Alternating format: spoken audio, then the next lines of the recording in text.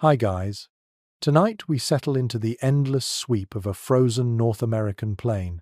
You can almost feel the sting of the wind on your cheeks, sharp as a knife, while your boots crunch through drifts that seem to swallow your legs whole.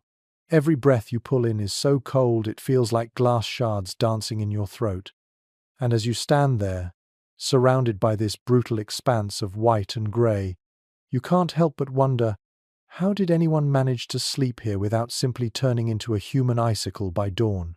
Honestly, you probably wouldn't survive this night, not without some serious tricks up your sleeve. So, before you get comfortable, take a moment to like the video and subscribe, but only if you genuinely enjoy what I do here. And I'd love to know where you're tuning in from, so drop your location and your local time in the comments. Now, dim the lights. Your eyes adjust to the dim horizon where the snow meets the sky, the whole landscape muffled and hushed under its blanket. There is no traffic hum, no glow of cities, only the rasp of wind dragging itself across the flat plain. A line of smoke curls upward in the distance, defying the elements, and you find yourself drawn toward it. Each step is heavier than the last, your breath already frosting your lashes, but still you move toward that faint promise of warmth. You imagine the people who lived here centuries ago, people who knew the cold intimately, yet still managed to build homes that turned this frozen wilderness into something survivable. The snow presses against your boots, creaking like old wood with every stride, and your ears ache from the icy wind. In your mind you trace the history. Entire nations of Native Americans who lived through winters harsher than what you're enduring in this little stroll. One fact often overlooked is how ingenious their shelters were. Not just basic tents, but carefully engineered systems of hide, wood, and fire, tested by generations who couldn't afford failure. The mainstream historians point out that buffalo hides, sewn together in thick layers, were an essential barrier against the wind, more effective than the flimsy canvas Europeans later tried to use. It's not just a detail. It was life or death. You pause, squinting at the faint smoke ahead, and think about a more curious piece of trivia. Some tribes actually smeared the outer hides with mud or clay when storms were fierce, creating a crust that froze solid and acted like natural plaster.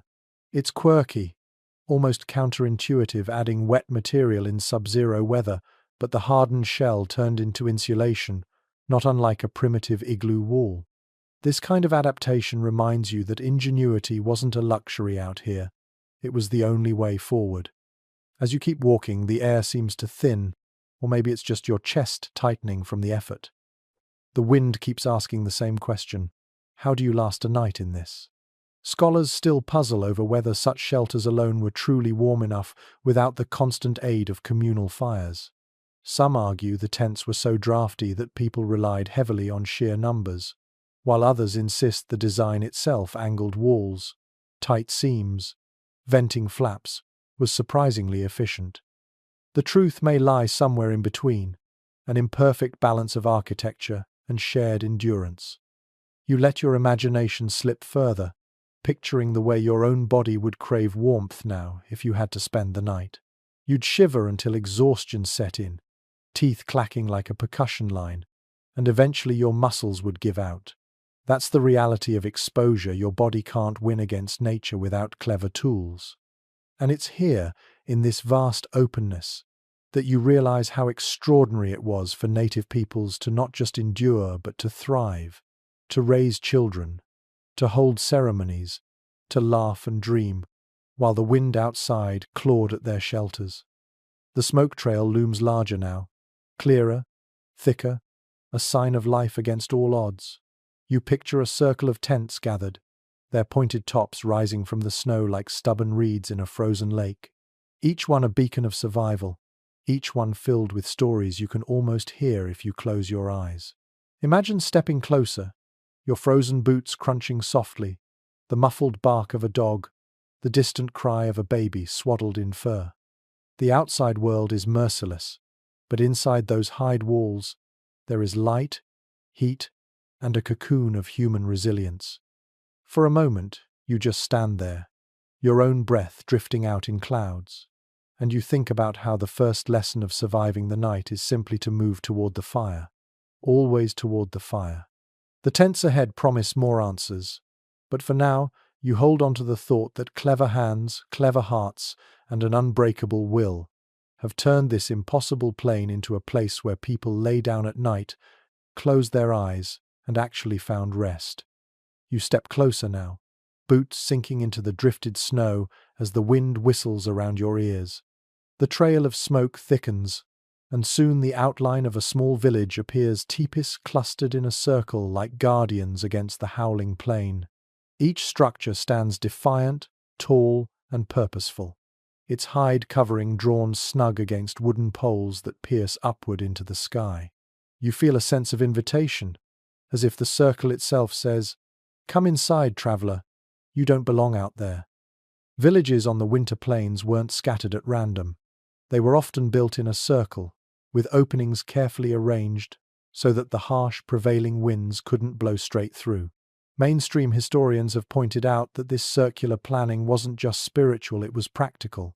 The design let families shelter each other, their tipis bracing the storm as one body rather than individual vulnerable shelters.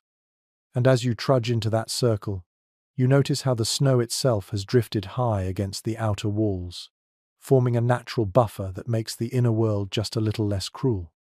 A curious little detail comes to mind. In some winter encampments, people even let snow pile deliberately against the lower edges of the hides. Instead of constantly shoveling it away, they understood that snow could act like a quilted blanket. The drifts became walls in themselves, muffling the roar of the wind outside. It's a quirky trick using the very enemy that freezes you as a shield to keep you alive. And you can almost hear an elder chuckling softly, telling a child that the snow isn't always the enemy. Sometimes it's a friend. Yet scholars continue to debate how much of this setup was intentional and how much was simply the luck of weather. Did native builders design their settlements to harness drifting snow, or did they merely adapt as conditions forced them? There are arguments on both sides. Some archaeologists insist the layouts show deliberate engineering, while others suggest the evidence is too patchy to prove intent. You stand in the middle of the circle and feel that unresolved question like a whisper on the wind. Planning or improvisation? The scene around you grows clearer. Dogs skitter between tents, leaving tracks that lace across the snow. Children's laughter drifts on the cold air, muffled by the fur they wear. From a distance, it's easy to romanticize, but if you step inside those walls with your modern lungs, you'd feel the sharp edge of survival pressing constantly at your back. No one here could afford to let their guard down entirely. The tents were close together not just for warmth, but for safety. At night, wolves might prowl, enemy raiders might test the camp, and the circle itself, enclosing the people like clasped hands, became both shield and symbol. You notice how each tipi has its entrance turned slightly away from the wind, never facing directly into the storm. You picture families ducking in, brushing off snow, stomping their moccasins before slipping inside. And you realize that even the smallest detail, direction, placement, order was part of the survival game. Nothing here was casual. Your imagination keeps filling in the gaps. You see women tightening the cords that lash the hides, checking for gaps where drafts might sneak through. Men carry wood, shoulders straining under frozen logs cut from far-off river groves. And all the while, smoke continues to rise, the lifeblood of the camp. Inside every lodge, a fire glows like a heartbeat. Together, those little fires create a constellation of warmth against the night. Step by step, you wander through the encampment. You hear low voices, smell roasted meat mingling with smoke, and feel the way the cold weakens as the walls close in around you. This circle is no accident. It is architecture, born of necessity, born of memory, passed down from countless winters before. You almost envy the certainty of these people, who knew exactly where to pitch a home when the world outside was trying to kill them. For a moment, you look up. The poles of each lodge pierce the sky like skeletal fingers, and snowflakes spiral down between them. You realize that here, in this circle, You're not just safe from the storm, you're also inside a story, one that stretches back centuries. You are walking among people who turn nothing but hides, wood, and willpower into survival. The circle holds you, and for tonight, you belong. You stoop at the flap of one of the lodges, brushing off snow clinging to your shoulders, and slip inside. At once, the world changes. The scream of the wind vanishes into a dull hush, and the cold slackens, as if it can't quite find you here. Instead, you are greeted by a darkness that feels alive, a womb-like space stitched from hides and warmed by firelight. Your eyes take a moment to adjust to the dim glow at the center, flames licking upward, smoke curling lazily through the vent above. The air smells of wood smoke and tanned leather, faintly sharp with resin from the pine that burns. You feel it cling to your hair, to your clothes, the way all who lived here would carry that scent everywhere. There's a softness underfoot too. Rush mats or furs spread across the frozen ground keep you from touching bare earth. You let yourself sink down, feeling how the hides absorb sound, how the layers dull the roar of the outside world into something distant and almost manageable. Mainstream accounts describe this central fire as the heart of every lodge, a constant presence. It wasn't just about cooking, it was survival.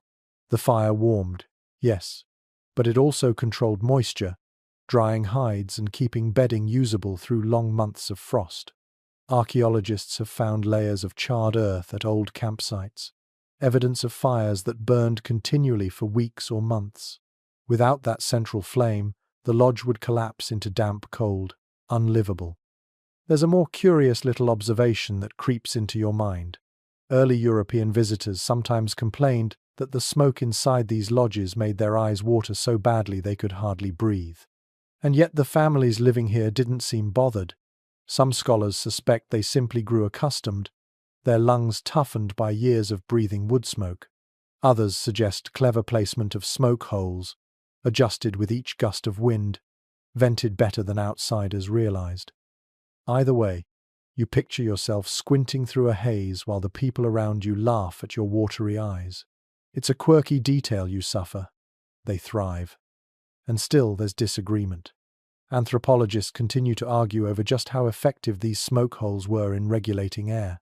Were they marvels of design, carefully oriented to prevailing winds, or were they little more than constant nuisances, letting in drafts as much as they vented smoke? The evidence is frustratingly elusive. You tilt your head back, staring at the faint shaft of daylight where the smoke drifts upward, and feel the weight of that unanswered question pressing on your chest along with the haze. Yet even with the sting in your eyes, you can't deny the coziness of this space. Around you, families cluster close. Children curl up under blankets of fur, their soft breathing mingling with the crackle of the flames. You hear the shuffle of a woman adjusting hides at the entrance, tugging them tighter against a new gust outside. A man pokes the fire, sending sparks into the dim rafters, while the air warms enough for you to unclench your shoulders. The cold is still here, but softened, muted, kept at bay by a fragile balance of fire and fur. Your senses take over. The hiss of sap as a log burns, the rustle of skins overhead, the low murmur of voices exchanging words you can't quite catch. You realize that for the people who lived this life, the lodge wasn't just a shelter, it was a cocoon where the outside world couldn't reach. In the middle of endless blizzards, inside this dim circle of light, life felt possible. And maybe that's the secret, you think, as your gaze drifts into the fire.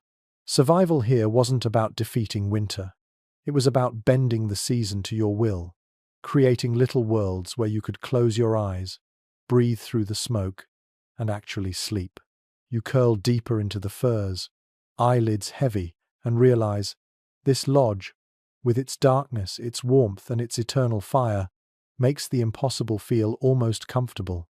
The longer you sit inside the lodge, the more your eyes adjust, and the glow of the flames sharpens the details around you. You notice the walls' thick layers of buffalo hides stitched tightly together and stretched over poles, heavy enough that the wind outside rattles but doesn't break through. The hides ripple faintly when a stronger gust presses against them, but mostly they stand firm, like the walls of a fortress built from flesh and fiber instead of stone. Mainstream historians often remind us that buffalo hides were the lifeblood of plains peoples. They were clothing, food, tools, and here they were insulation. Each winter, entire communities worked tirelessly to prepare new hides, scraping and softening them until they could be sewn into immense coverings. A single teepee might require as many as 14 buffalo skins, stitched with sinew so tight that the seams themselves acted like barriers to the cold. The result wasn't perfect, but it trapped warmth the way a down parka does today. You lean closer, fingertips brushing the inside of the wall. The hide feels stiff, cool at first, but you realize it is thick, far thicker than anything you're used to in modern tents. The texture is rough where it hasn't been smoothed, but solid. And you think of a quirky little tidbit recorded in old journals. In the deepest winters, some families doubled their coverings, draping extra hides over the outside like giant blankets. Visitors claimed the lodges looked bulky and lopsided, but those doubled walls created a thermal cocoon, even if it made the structures harder to move later. You imagine the lodges waddling across the plains like giant buffalo themselves when it was time to migrate. Still, scholars debate whether these buffalo hide coverings were as draft-proof as oral histories suggest. Some researchers argue that smoke-blackened hides stiffened and cracked, leaving gaps where icy air crept in.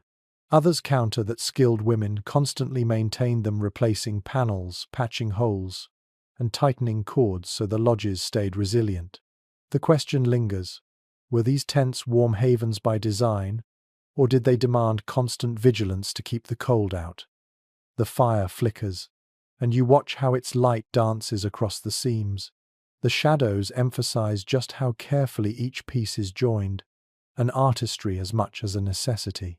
You picture women sewing by lamplight, sinew thread pulled tight with practiced hands, children dozing beside them as the work continued late into the night.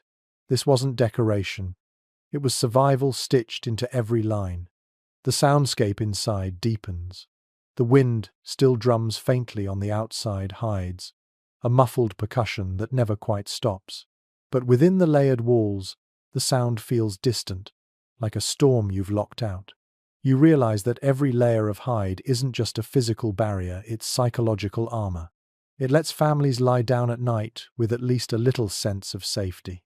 Without it, you'd spend the whole night flinching at every icy gust, never sleeping at all. You lean back, wrapped in furs, and trace the thought further. Imagine stepping outside into a snow-swept plain at midnight. The wind claws, the stars blaze cold above, and your body screams to retreat. Now imagine slipping back inside, pressing the flap shut, and feeling the thick hide close around you like a protective hand. That contrast, death inches away, warmth within reach, is the essence of this life. And so you understand. Buffalo hides weren't just fabric stretched over poles. They were the line between life and oblivion, as vital as breath itself. Each time the wind rattles the walls, you hear them answer back, steady and defiant. And as you drift closer to sleep, the hides hum with their own message. We hold, we endure, we keep the night outside where it belongs. You shift slightly, sinking deeper into the lodge, and notice something subtle beneath you. The bedding isn't flat on the earth, it rises a little, as if the floor itself has grown a soft mound. Your fingers brush the edge, and you realize the sleeping platforms are lifted above the frozen ground. In a world where every ounce of heat mattered, this small detail made the difference between shivering all night and actually resting. Mainstream historians often point out that many plains and woodland tribes built bedding frames from willow or other flexible branches, lashed together to create low cots. On these, families piled furs, grasses, or woven mats, keeping their bodies from lying directly on icy soil. Cold seeps up relentlessly from the ground, leaching warmth faster than any draft from above, and these raised beds were simple yet ingenious defenses. If you've ever gone camping without a sleeping pad, you know that feeling. The cold ground doesn't just chill you, it steals from you. There's an odd little tidbit about how people sometimes lined their platforms with fresh-cut cedar or pine boughs, not only for cushioning but for scent. Imagine drifting to sleep wrapped in fur, your nose filled with the crisp tang of evergreen. Some accounts even mention that the smell was considered protective, almost spiritual, warding off illness and bad dreams. A curious crossover between practicality and belief. You don't just want warmth, you want comfort for the spirit too. And yet scholars still argue about how universal these raised beds were. Were they standard across winter lodges, or luxuries reserved for those with enough resources? Some anthropologists suggest only certain tribes consistently built them, while others relied more on thick layers of hides laid directly on earth. The truth is murky, and the archaeological traces, bits of wood, patches of matting, don't always survive the centuries. So you sit here, wondering if you're perched on a common bed of the time, or on something a little rarer. The feel of it is convincing, though. You shift your weight, and the woven frame flexes slightly, creaking like an old rocking chair. The firelight flickers across the platform, catching the outlines of furs layered thick. You can almost imagine a family curling up together here. Children tucked between parents, a grandmother muttering softly, everyone packed close, not just for warmth, but for reassurance. Above them, the smoke spirals lazily. Beneath them, the cold waits, unable to breach the simple magic of willow rods and layered hides. Your senses keep pulling you deeper. The fur beneath your hand is dense and soft, maybe wolf or bear, still carrying the faint musk of animal life. The air is warm enough that you can relax your jaw, stop clenching against the chill. You listen to the fire's low crackle, feel the rise of heat drifting upward, and recognize how cleverly all the parts work together. The hides above, the bedding below, and you suspended between, cocooned from the ice. It's easy to forget how fragile that balance is. If the bedding rots from damp, if the fire goes out, if the hides tear, the cold will return in a heartbeat. But for now, here inside this winter lodge, the raised platform feels like a small throne of survival. It elevates you not just above the ground, but above the constant fear of freezing. And as you ease yourself back, staring into the firelight, you realize the lesson hidden in these wooden frames. Sometimes the simplest lift, just a handspan above the ground, is what keeps you alive through the longest, darkest nights. You lean back on that raised platform, pulling the nearest covering across your chest, and feel the heavy weight of fur settle around you. It's not a blanket in the modern sense. It's a quilt of pelts stitched together, each piece carrying the warmth of an animal that once roamed these same plains. Bison, deer, elk, even fox, layer upon layer, trapping air the way modern sleeping bags do, only heavier, more primal. The sensation is immediate. The cold withdraws, chased from your skin, and you sink into a cocoon thick enough to muffle the outside world. Historians point out that winter bedding in native lodges was a complex art, not just a heap of hides. Women often sewed fur into patchwork blankets, their stitches as deliberate as those used to make the lodge itself. These coverings were prized possessions, sometimes handed down through families, and they became as central to survival as the fire in the hearth. When explorers first described them, they marveled at the sheer volume, piles of fur so dense that a person could vanish beneath, warm enough to endure nights when frost crept even into the marrow of the bones. But there's also a quirky little footnote here. Some tribes didn't just use fur, they layered in feathers. Goose down and duck feathers were stuffed into covers, making them softer and lighter than heavy hides. Imagine lying beneath a patchwork of downy quilts, the feathers rustling faintly as you shift. It sounds luxurious, almost decadent, and yet it was born not from indulgence but from resourcefulness. Every scrap had a purpose. Nothing was wasted. Scholars remain divided on how common these feather-filled coverings were. Some argue that only certain woodland groups with access to waterfowl could produce them regularly. Others claim trade networks carried such bedding far across the continent, meaning even a plains tipi might hold a quilt heavy with down. The records are ambiguous, the evidence fragmentary. So you're left to wonder, tucked under this imagined quilt, are you resting beneath an everyday comfort, or under the rare spoils of a particularly well-prepared family? Your senses wander as you imagine the feel. The fur closest to your skin is soft, warmed by your body almost instantly. Beneath that, heavier pelts buffalo, perhaps pressed down like a weighted blanket, reassuring in their gravity. You inhale the faint scent of smoke embedded in every fiber, a perfume of survival that no amount of scrubbing could erase. Outside, the wind lashes the lodge, but here beneath your coverings, the world feels distant, powerless. It strikes you, too, that these quilts weren't just practical, they were intimate. A family's story was literally stitched into them. Hunts remembered, animals honored, scraps reused from generations past. When you pulled one over yourself, you weren't just wrapping in warmth, you were wrapping in memory. The hides whispered of the plains, of rivers crossed, of hunts completed. They were history you could sleep beneath. As the fire crackles lower, you draw the covers tighter, listening to the muffled world around you, children turning in their sleep, a baby sighing softly, someone stoking embers with a careful hand. The fur absorbs the sounds, the feather lining dulls them further, and soon you're drifting in a silence as thick as the quilts themselves. And that's the real marvel, you realize.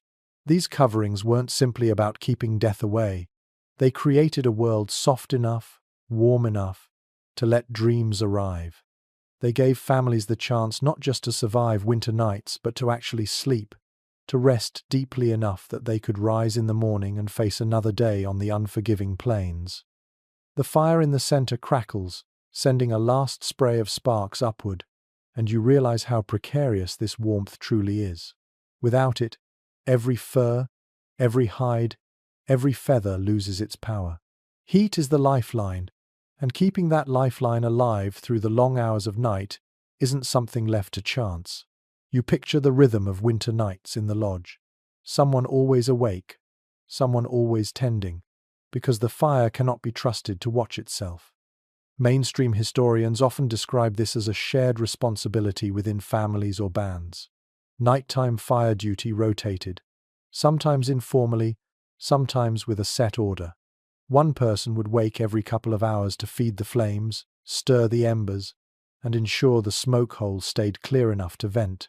It wasn't glamorous work, it meant rising from warm furs, blinking against smoke, fumbling for logs with fingers stiff from cold. But it kept the rest of the household safe.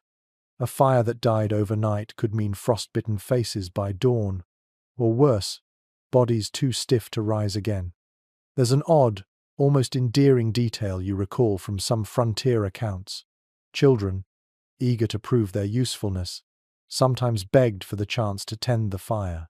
Elders would allow it, under watchful eyes, teaching them how to poke embers just so, how to place logs so they caught without smoking everyone awake. You can imagine a child grinning proudly in the glow of the flames, whispering to themselves that they were keeping the whole family alive. A quirky, almost heartwarming reminder that survival wasn't just duty, it was also a way of learning responsibility from the smallest age.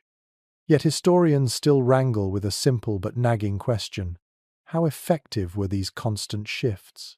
Did fires really burn hot enough, long enough, to sustain warmth through the coldest nights?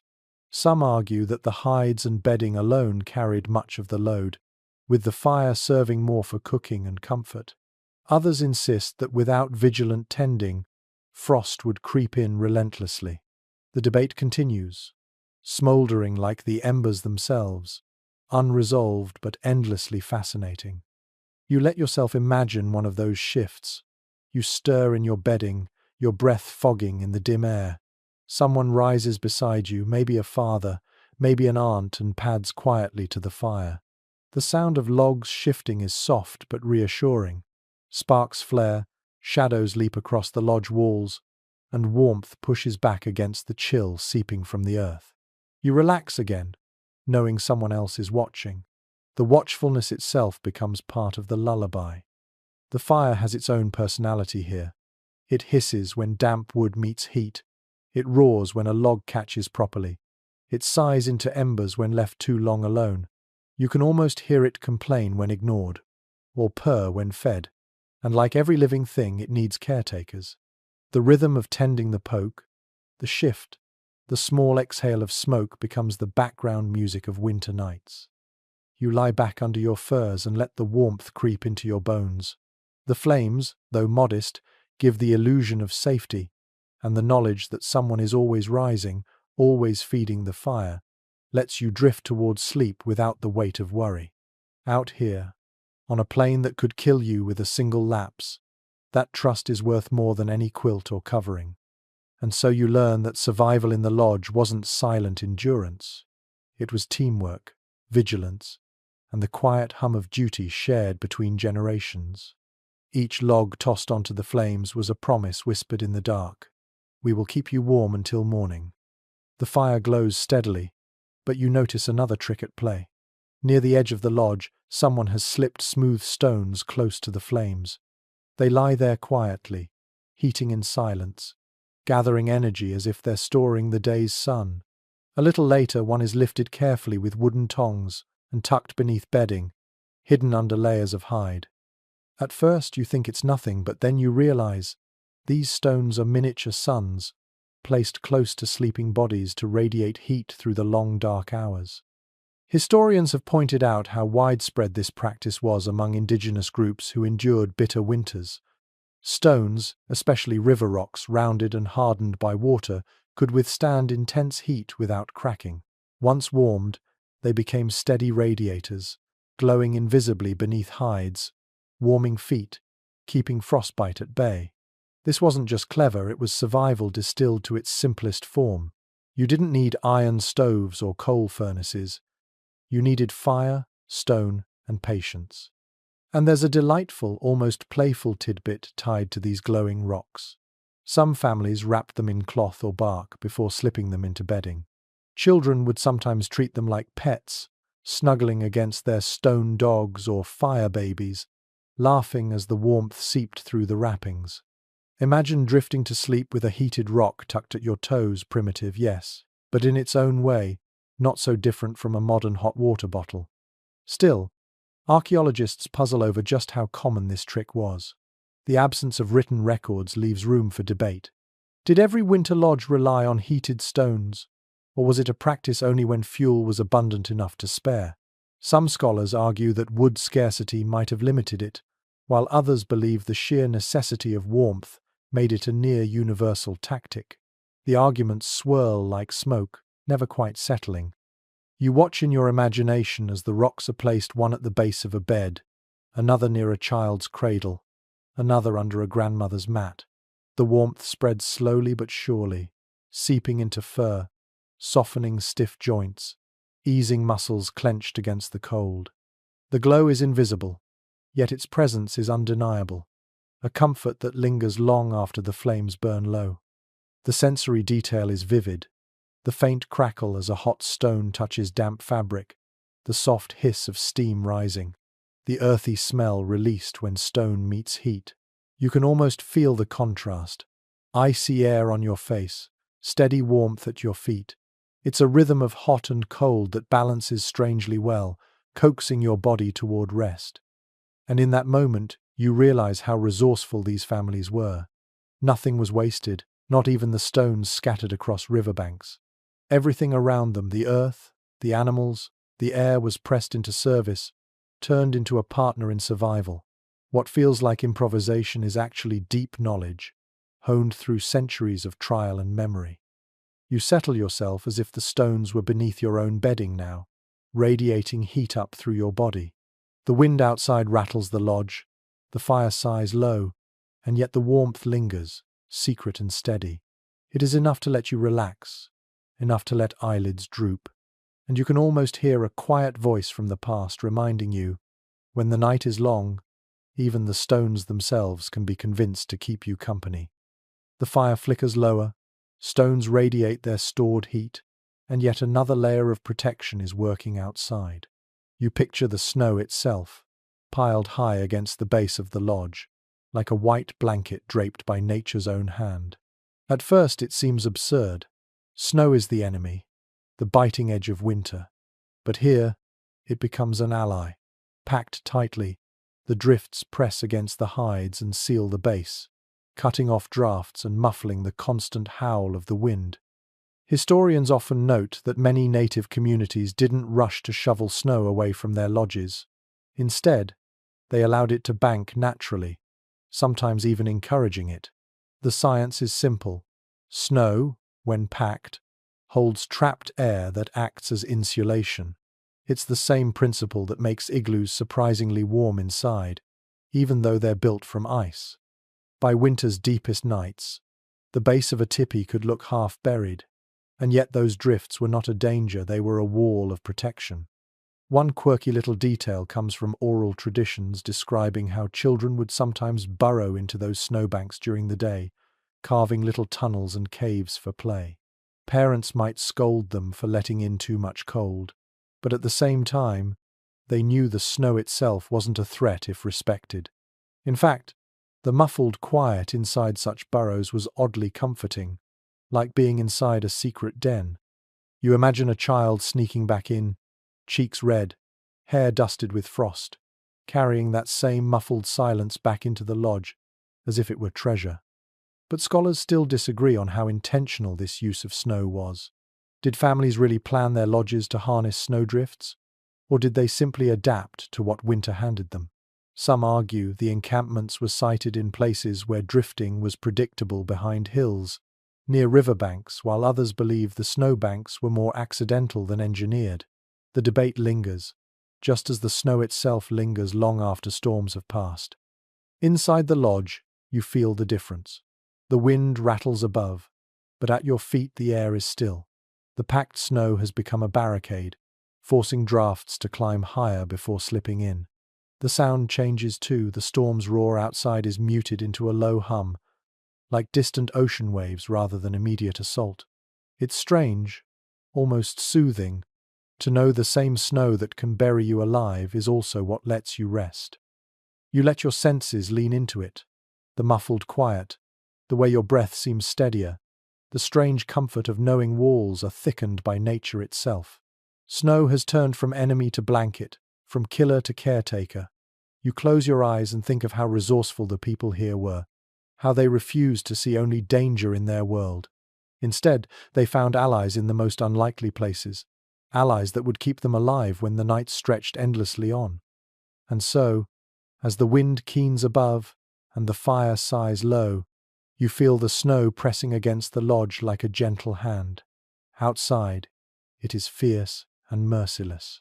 But here, wrapped in hides and blanketed by snow, you find the quiet possibility of sleep. The night grows deeper, and though the fire smoulders and the hides hold strong, the real warmth comes from something more intimate.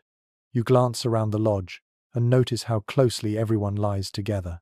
Children pressed between parents, elders curled beside grandchildren, dogs tucked in at the edges, bodies forming a patchwork of warmth as effective as any fur quilt. Out here, heat is shared. Survival is a group project. Historians remind us that communal sleeping wasn't just convenience, it was necessity. A single body loses heat quickly, but several pressed together create a small climate of their own. Families slept in tight clusters, breathing in unison, their warmth mingling and circulating under heavy hides. This arrangement echoes across cultures, from Roman soldiers huddling under one cloak to Arctic hunters sharing snow shelters, and in every case, it works. Body heat was the cheapest, most reliable fuel available. There's a quirky little tidbit passed down in oral stories. Sometimes children would be tucked between two adults not only for comfort but as living insulation.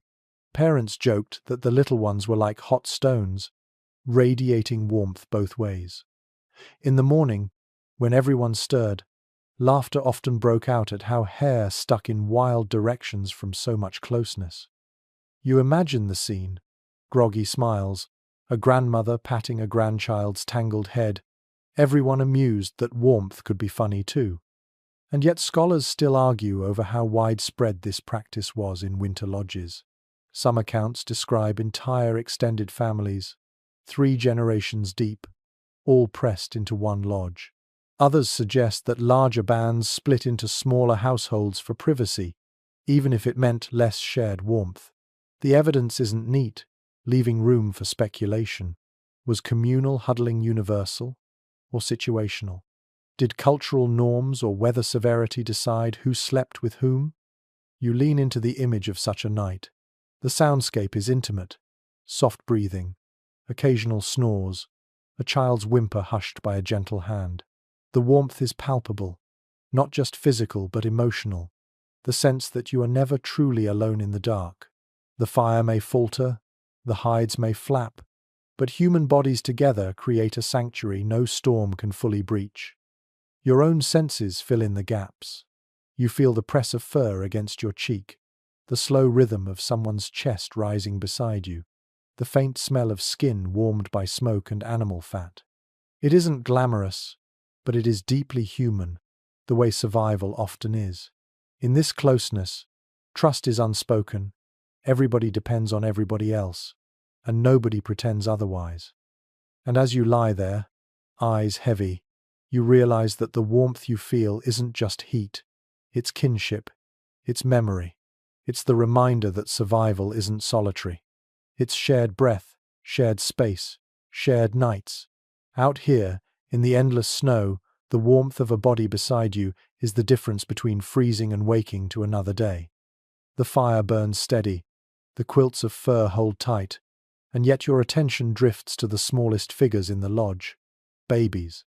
In a world this cold, where even adults risk frostbite in minutes, how did tiny bodies survive the night? You watch as a young mother lifts her infant from her side, the child swaddled tightly in layers of fur and moss, nestled into a cradle board that is more than just a carrier. It is a tiny fortress against the cold. Mainstream historians emphasize that cradle boards were essential tools of survival. A baby bound in one was not left bare to the winter air. Beneath the wrappings, absorbent moss lined the frame, working like a natural diaper while adding insulation. Furs wrapped around the whole structure, sometimes lashed with hide thongs so no draft could sneak in. It was practical, yes, but also ingenious. That small, rigid board kept the infant warm, dry, and protected, even on nights when the cold rattled the very bones of the lodge. And then there's a quirky tidbit that surfaces from some frontier accounts. In particularly, cold nights, parents sometimes tucked heated stones carefully wrapped near the foot of the cradle board. Others say they placed the entire cradle board close to the mother's side, sliding it beneath the same coverings so her warmth radiated into the infant's cocoon. Imagine the odd sight of a rigid, fur-wrapped bundle pressed right up against its mother, both breathing in sync, 2 lives tied together by the simplest of arrangements. But scholars continue to argue over whether infants were always kept in cradle boards through the night or if, in winter, swaddling alone was more common. Some anthropologists argue that cradle boards limited flexibility, making it harder to keep a baby warm with shared body heat. Others counter that the careful layering and moss lining were precisely what made them safe in such climates. The archaeological record naturally leaves no infant bedding behind, and so the debate lingers unresolved. You imagine the sensory details of such a scene. The mother's breath curls over the fur, misting in the low firelight. The baby shifts faintly, but no cry comes, the swaddling soothes, the warmth holds steady. You notice the faint scent of cedar bark woven into the wrappings, a touch believed to bring both health and spiritual protection. The cradle board itself leans slightly at an angle against the mother's bedding, tilted so the infant feels cradled as if still in arms. And beyond practicality, the cradle board carries cultural weight. It symbolizes belonging, the child tied both physically and spiritually into the community. When the family lies down to sleep, they do so knowing the smallest among them is held fast, safe against the winter. It isn't just about survival, it's about trust, about the continuity of life, even when the night presses hardest. As you watch the mother settle back, her hand brushing gently across the swaddled fur, you feel a hush settle in the lodge. The fire crackles, the hides flex faintly. But here in this corner, the quiet warmth of a newborn radiates more powerfully than the flames. And you realize that survival isn't measured only in how adults endure, but in how the most fragile lives are carried through the storm.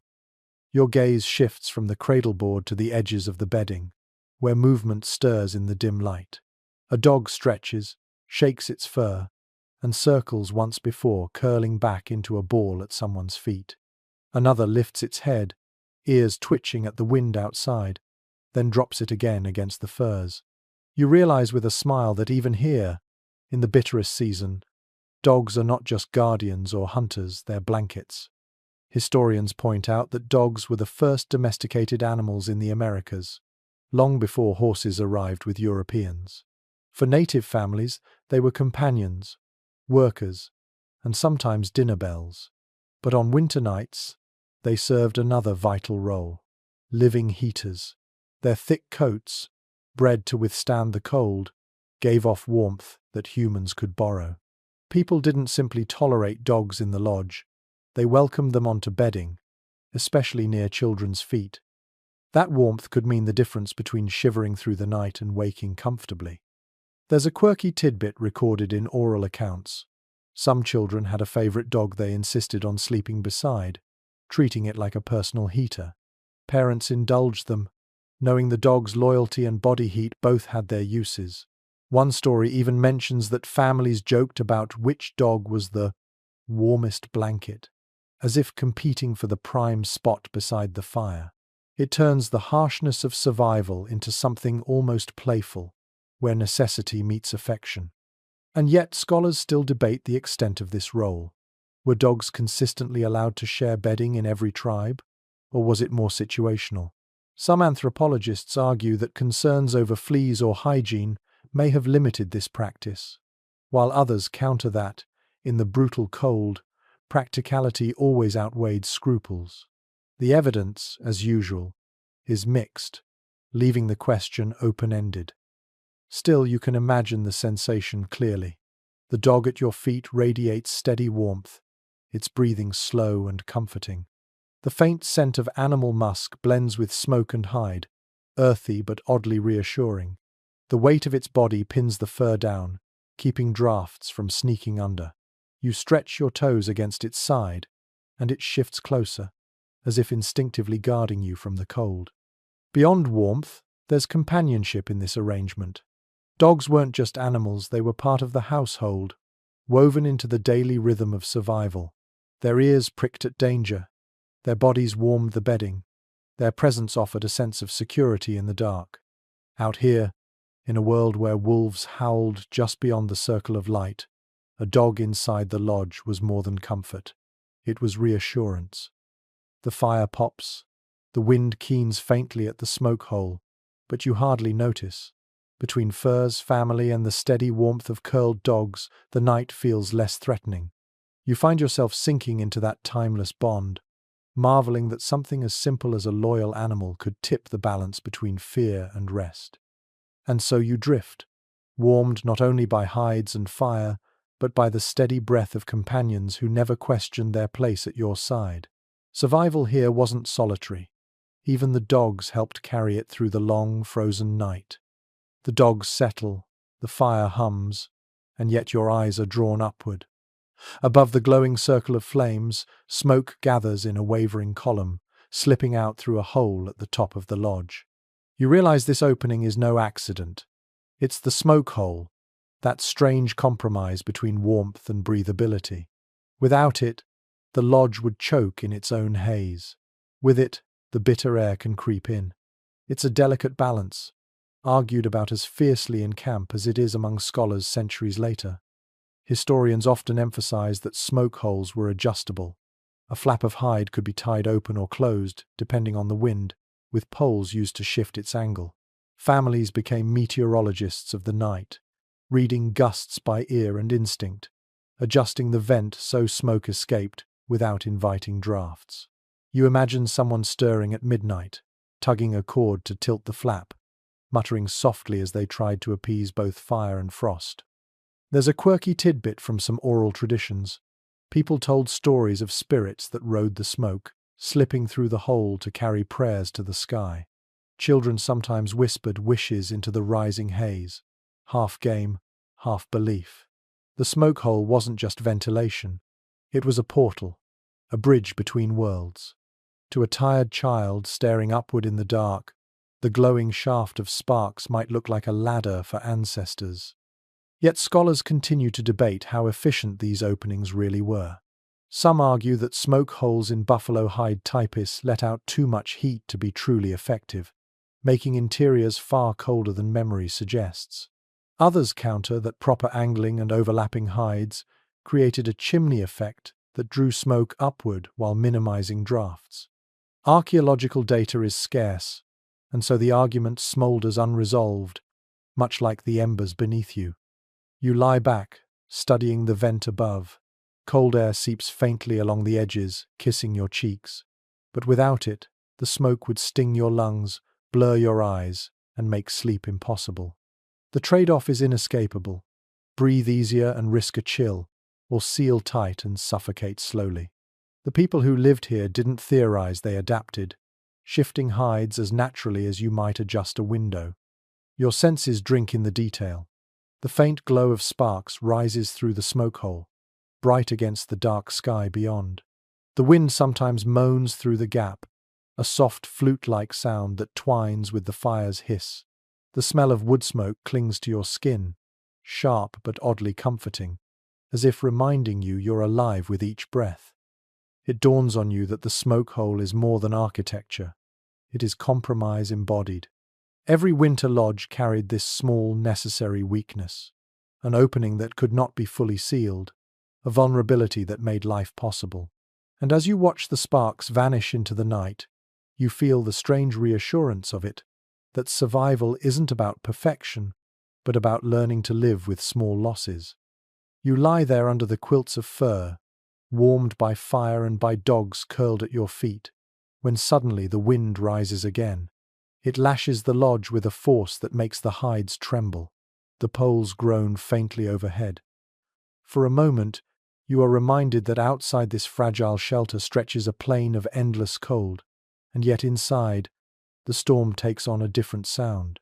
It is muffled, softened, transformed into something you can almost fall asleep to. Historians have noted how the acoustics of a hide-covered lodge created a unique soundscape. Wind that would howl brutally in the open air drummed gently against the taut surfaces, turning violence into rhythm. The hides acted like a giant drumskin, vibrating with each gust. For families huddled inside, this steady percussion became part of the night. Some accounts even describe it as comforting, a reminder that while winter raged outside, the lodge was holding firm. There's a quirky tidbit in oral lore. Children sometimes pretended the wind was a giant animal pawing at their lodge trying to get in. They laughed at the thumps and flutters, turning fear into play.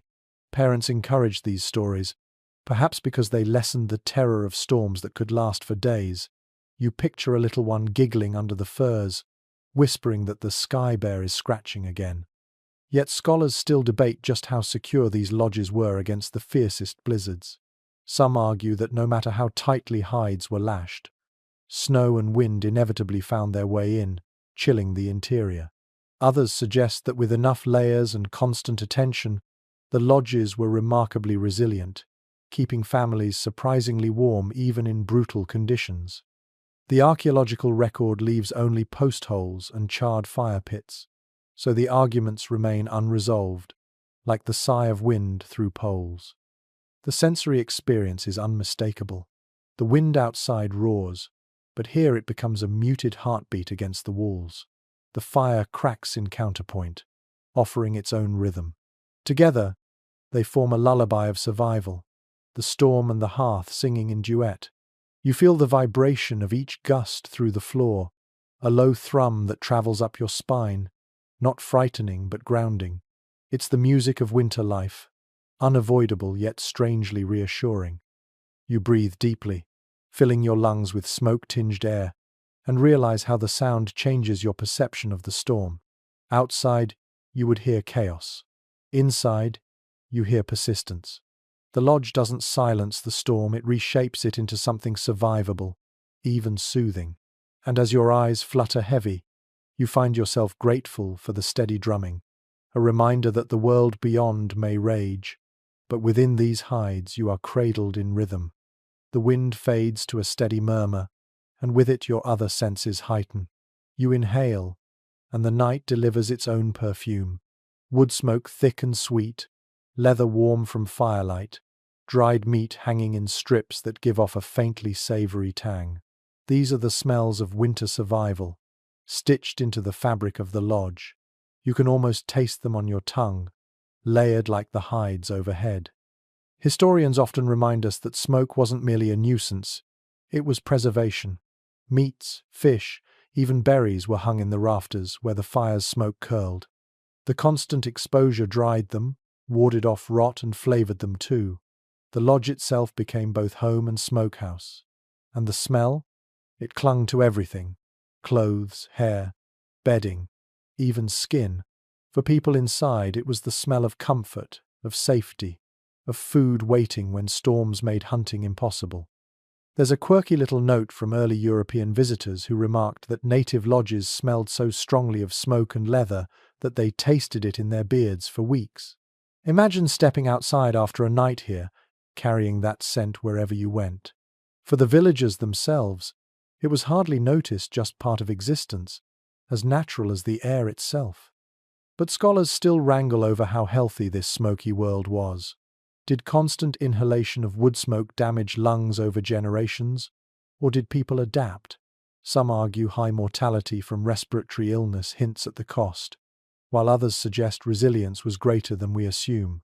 Without medical records, it remains an open-ended question, lingering in the haze above the embers. You close your eyes and let the scent fill you more deeply. Smoke curls into your hair, rich and resinous. The hides around you give off an earthy musk, softened by age and use. From the corner, a faint sweetness drifts, perhaps dried berries hung in a pouch, their sugars caramelized by heat. The air is thick, layered, textured, every breath carrying the story of the lodge. For the families living here, those smells weren't just background, they were reassurance. If the lodge smelled of smoke, the fire was alive. If it smelled of meat, there was food to share. If the hides gave off their musk, the walls were intact, holding strong against the storm. Even your sense of smell became part of survival, part of the nightly inventory that told you, without words, that you were safe. And so you settled deeper under your furs, eyelids heavy, lungs filling with the rich perfume of wood and hide. Outside, the storm is scentless, blank, merciless. Inside, the world is saturated, comforting, alive. It is not perfume in the modern sense, it is the smell of endurance, of life that refuses to yield. The smells linger thick in the air, but soon another layer of the night's survival emerges. Sound not from storm or fire, but from human voices. As the lodge quiets, you hear an elder begin to speak. The words are low, deliberate, the cadence rising and falling like the crackle of embers. Around you, children lean closer, eyes half-lidded but ears wide open. Stories fill the darkness as surely as warmth fills the furs. Historians emphasize that storytelling was central to winter life. Long nights, when work was done and storms kept families indoors, became seasons of oral history. Myths, genealogies, hunting tales, trickster stories all passed from voice to ear, ensuring that nothing important was lost. Survival wasn't only about body heat, it was about memory, identity, continuity. Without these tales, the cold nights would swallow more than just warmth, they would swallow meaning. And here's a quirky little tidbit you might not expect. Some tribes believed children would sleep more peacefully if the last words they heard at night were stories of heroes or animals. Mischievous creatures like coyote or raven made perfect bedtime company. Imagine drifting off while someone describes raven stealing light from the sky, or coyote tricking stronger animals with his cleverness. Laughter mixed with yawns, and dreams picked up where the story trailed off. Yet scholars still discuss how much of these tales were strictly for children, And how much were community lessons disguised as entertainment? Were winter stories merely to pass the time, or were they structured teaching moments? Some argue they were mnemonic devices to preserve complex histories. Others claim they were deliberately moralistic. The line between entertainment and education blurs, as it often does in oral traditions. You listen more closely. The elder's voice hums steady, the firelight flickering across lined features, hands gesturing slowly. Each pause hangs heavy in the air, filled with expectation. A child giggles at a familiar part of the story, and an adult shushes gently, though a smile tugs at the corner of their lips. The rhythm is hypnotic. The hush of voices, the occasional bark of a dog outside, the snap of resin in the fire. Your senses absorb it all. The cadence of the story seeps into your breathing, slowing your chest. The warmth of the bedding fuses with the warmth of words. You realize how powerful this ritual was. Stories softened the mind, making the cold less sharp, the night less threatening. By the time silence returned, people weren't lying awake listening to the storm, they were already wandering the dream worlds the elder had opened for them. And so you let yourself drift, hearing a tale that is both ancient and immediate, a tale that turns the darkness itself into company. In this lodge, winter nights aren't empty. They're full of voices, memory, and the gentle magic of words that lull you into dreams. The elder's story fades, leaving behind a hush as soft as the furs wrapped around you. Yet the lodge is never entirely silent. From a corner comes the slow, steady thump of a drum. Not loud, not ceremonial, but gentle like a heartbeat extended into the night. Someone taps it idly, the rhythm slow enough to merge with breathing. Around you, bodies adjust, exhale, and begin to follow that sound into sleep. Historians note that rhythm played a role not just in ceremonies but in everyday life. A drum's pulse, or even the repeated sound of someone humming, could help calm a restless night. The Plains peoples understood that humans sync unconsciously to rhythm. By aligning breath and heart to steady beats, you could coax yourself and your children towards sleep. In winter lodges, where storms rattled the hides and fear might otherwise keep eyes open, rhythm created peace. And then there's a quirky little detail. Some accounts tell of women rocking cradleboards against the floor in time with their own heartbeat. The babies would quiet, lulled by the combined thump of wood and flesh. Travelers sometimes mistook this for formal music, when in truth it was as practical as a lullaby. Imagine that sound, the soft double thud of a mother's chest, and the cradleboard against the earth, perfectly matched. A primitive, yet profoundly human metronome. Still, scholars debate whether such night drumming was widespread practice or just occasional. Was it a routine, a nightly ritual in many lodges, or was it reserved for restless evenings when storms howled too fiercely for easy sleep? Some ethnographers argue that continuous rhythm was central, others suggest its romanticized memory. The truth likely shifts like the drumbeat itself, sometimes steady, sometimes absent. Your senses lean into it. You feel the vibration more than you hear it. Low, resonant, traveling through fur, hide, and bone. It mingles with the crack of the fire and the faint moans of wind at the smoke hole. Your chest begins to match it, breath deepening, shoulders loosening. The entire lodge breathes as one, a small community sync to a beat as old as time. You let your imagination stretch outward. Perhaps in another lodge nearby, another drum hums, another family drifts into rhythm. Across the camp, scattered circles of fire and hide, 100 small heartbeats join in an invisible chorus. The storm rages outside, but inside, the night belongs to rhythm, to steady sound that softens the edges of fear. And as your eyelids sag, you realize this was part of survival too, not just heat and hides, but sound. A heartbeat carried into wood, a reminder that life continues, steady and strong, even in the depths of winter. In that thrum, you find comfort, and in that comfort, you find sleep. The drumbeat fades, replaced once more by the quiet shifting of bodies beneath furs. The fire hums low, the dogs sigh, and yet within the stillness of the lodge there remains an invisible structure, an arrangement that shapes where each person sleeps. You look around and notice it isn't random. Men lie closer to the walls, where drafts may creep in and where a watchful ear can catch any sound beyond. Women and children cluster in the heart, pressed close to the warmth, cocooned in the safest place. It is a pattern repeated across winters, written into survival itself. Historians often describe how gender roles extended even into sleep. Among many plains tribes, men took the outer positions in the lodge not because they were warmer, but because they were colder. They absorbed the edge of the drafts, their bodies forming the first line of protection against the outside world. Women, who nurtured the children and tended the fires, stayed toward the center where the heat collected. In this way, the very layout of rest mirrored the layout of life, each role complementary, each sacrifice part of the whole. And there's a quirky little tidbit whispered in old accounts.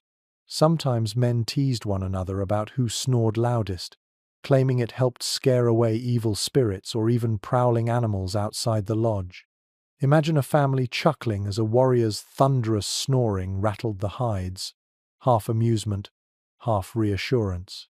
In a world where wolves howled beyond the firelight, maybe a good snore really did sound like protection. Yet anthropologists still discuss how rigid these patterns were. Did all families strictly follow this placement? Or did comfort often win out? Some evidence suggests the arrangement was flexible. Elders might be given the warmest place, or a mother with a newborn might sleep nearer the fire regardless of gender expectations. Others argue the arrangement held strong, a nightly rehearsal of communal duty. The truth, as usual, may lie in the shifting lines of memory and circumstance. You take in the sensory detail of such a scene. To your left, a man shifts, his outline silhouetted against the faint draft creeping under the hide. His breath mists in the chill, but he does not stir fully awake. He has learned to endure that edge of cold. At your center, a woman draws a fur tighter around two small children, her hand gently pressing their backs as if to remind them they are safe.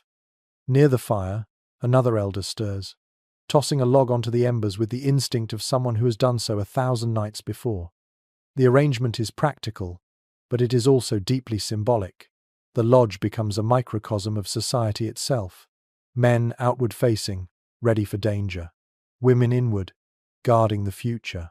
Children at the very core, the flame around which everything else is arranged. In that circle, you see not just survival but philosophy, a living diagram of how these people understood themselves and their world. Your imagination drifts further. You think of how different this is from the individual beds and bedrooms of modern life. Here, privacy dissolves into closeness. Every cough, every shift, every sigh is shared. The smell of one's skin becomes the smell of all. You cannot separate yourself from the others, nor from their roles. In this lodge, you are one body with many parts, each keeping the others alive. There's an intimacy to this closeness that extends beyond warmth. Whispers travel easily in the dark, words exchange softly as children doze. A husband leans toward his wife, murmuring something that makes her lips curl into a smile even as she feigns sleep. Across the lodge, a grandmother hums faintly, her voice so low it blends with the fire's crackle. The arrangement isn't only defensive, it is deeply human, layered with affection and memory. And yet the scholar's question lingers in the background. Was this rigidly prescribed, or was it fluid like so much of life? Perhaps the arrangement changed night by night, storm by storm. Perhaps the rule was less a rule and more a rhythm, flexible as breath itself. The evidence is murky, leaving you with the picture but not the certainty. You imagine the physical sensations of this placement. On the outer edge, the floor feels colder, and the hides flutter more often with gusts of wind. Your shoulder brushes against the taut wall, vibrating faintly with each storm beat. Toward the center, the warmth grows thicker, layered by bodies as much as furs. The air is richer here, heavy with smoke and breath. You move inward and feel your muscles release, the cold at your extremities easing. The contrast is stark, a bodily reminder of why the arrangement mattered. And then there is the symbolism again, tugging at you. In the heart of the storm, this small circle has drawn its own map of the world, its edges braced by guardians, its center cradling the future. To live this way is to sleep each night inside a story of who you are and what you owe.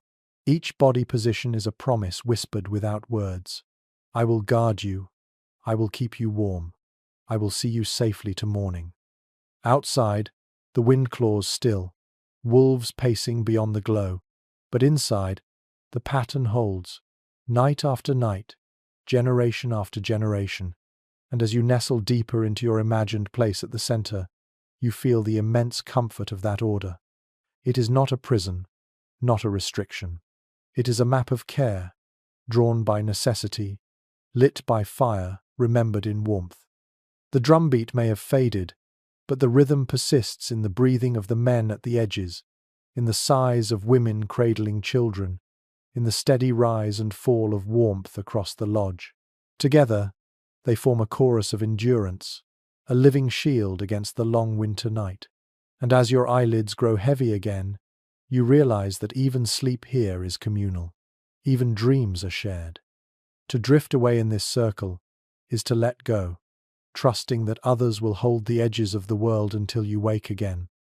The lodge is quiet now, the breathing steady, the furs heavy with shared heat.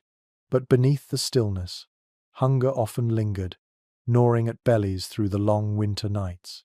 Food was precious, and in the leanest seasons, survival meant making do with less than comfort. You shift slightly under the coverings, your imagination sliding into that reality, trying to fall asleep while your stomach twists and grumbles, the emptiness as sharp as the wind outside. Historians remind us that winter was the cruelest season for native families, especially on the plains. Summer hunts and autumn harvests filled caches with dried meat, berries, corn, and squash, but deep snows often cut off hunting grounds and depleted stores. Starvation was not uncommon. Families learned to ration carefully, measuring each portion so supplies might last until spring. Sometimes this meant going to bed with only a few bites in your belly. You weren't alone in that emptiness, everyone felt it. Even children. Hunger was part of winter's embrace. And then there's a quirky tidbit worth lingering on. Some traditions spoke of fasting during harsh stretches, not only as necessity, but as an opportunity. A vision quest forced by hunger might bring dreams of guidance, spirit animals, or ancestors. A starving body wasn't just weak, it was also thought to be porous, open to visions. So, while some lay awake gnawing on desperation, others whispered that emptiness could be a teacher. Imagine lying in the lodge, stomach hollow, drifting into dreams vivid enough to feel like journeys, as though hunger itself pulled you into another world. Yet scholars continue to wrestle with the question of how widespread such ritualized fasting was in the dead of winter. Was it truly embraced? Or was it rationalization in times of scarcity? Did families encourage children to see hunger as sacred? Or was it simply endured with gritted teeth? The ethnographic evidence splits. Some accounts describe deliberate fasting ceremonies. Others suggest hunger was too brutal to be framed so neatly. The debate is unresolved, like so much of winter life, half necessity, half meaning. You let your senses explore what it might have felt like. You taste the faint tang of dried meat lingering in your mouth, a sliver eaten hours before. The smell of smoke, once comforting, now teases with the memory of food it preserved. Your stomach growls loudly enough that you glance around, embarrassed. Though no one stirs, everyone else shares the same complaint. In the dark, you rub your belly, wishing it quiet. The warmth of the furs cannot fill the emptiness inside. Still, there are gestures of resilience woven into these nights. A mother might hand a child a roasted marrow bone to suck, not for nutrition but for comfort. An elder might distract the young with a story, filling their imaginations with visions instead of food. And sometimes, the act of simply lying close, sharing warmth, sharing breath, softened the edge of hunger. Misery divided is misery lessened. You can almost feel a hand squeeze your shoulder in the dark, wordlessly promising, "We will last until spring." The hunger sharpens your awareness. Every sound is louder, every smell more vivid. You notice the faint sweetness of berries stored in a pouch near the wall. You hear the crackle of the fire and imagine it as the snap of roasting fat, though no feast awaits. You breathe in leather and fur, pretending for a moment it's roasted meat. Survival isn't just physical, it's imaginative, the ability to endure what you lack by transforming it in your mind. You drift into that half-dreaming state hunger brings. The fire's glow becomes a vision. You see bison roaming endless fields, their bodies massive, steaming in the frost. You smell roasting fat, hear the thunder of hooves, feel the fullness of a future hunt. Is this dream hunger's cruelty or hunger's gift? The line is blurred, and you realize that perhaps both are true. Hunger weakens, but hunger also opens doors. Yet dawn always arrives, whether bellies are full or empty. In the morning, families rise slowly, joints stiff, hunger heavier. Some prepare to risk the cold for hunting, others ration dried corn into a thin gruel. Children whimper, parents soothe, and the cycle of survival continues.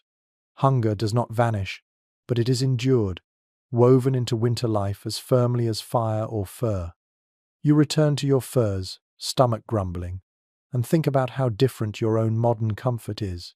You could reach for food with ease, but here, the long night offers no relief. The lesson is humbling. Survival in the winter lodge was never guaranteed, even with fire and hides. It required patience, rationing, and sometimes the willingness to dream through the emptiness. And so you curl tighter, acknowledging the hunger as part of the night. It sharpens, it softens, it teaches.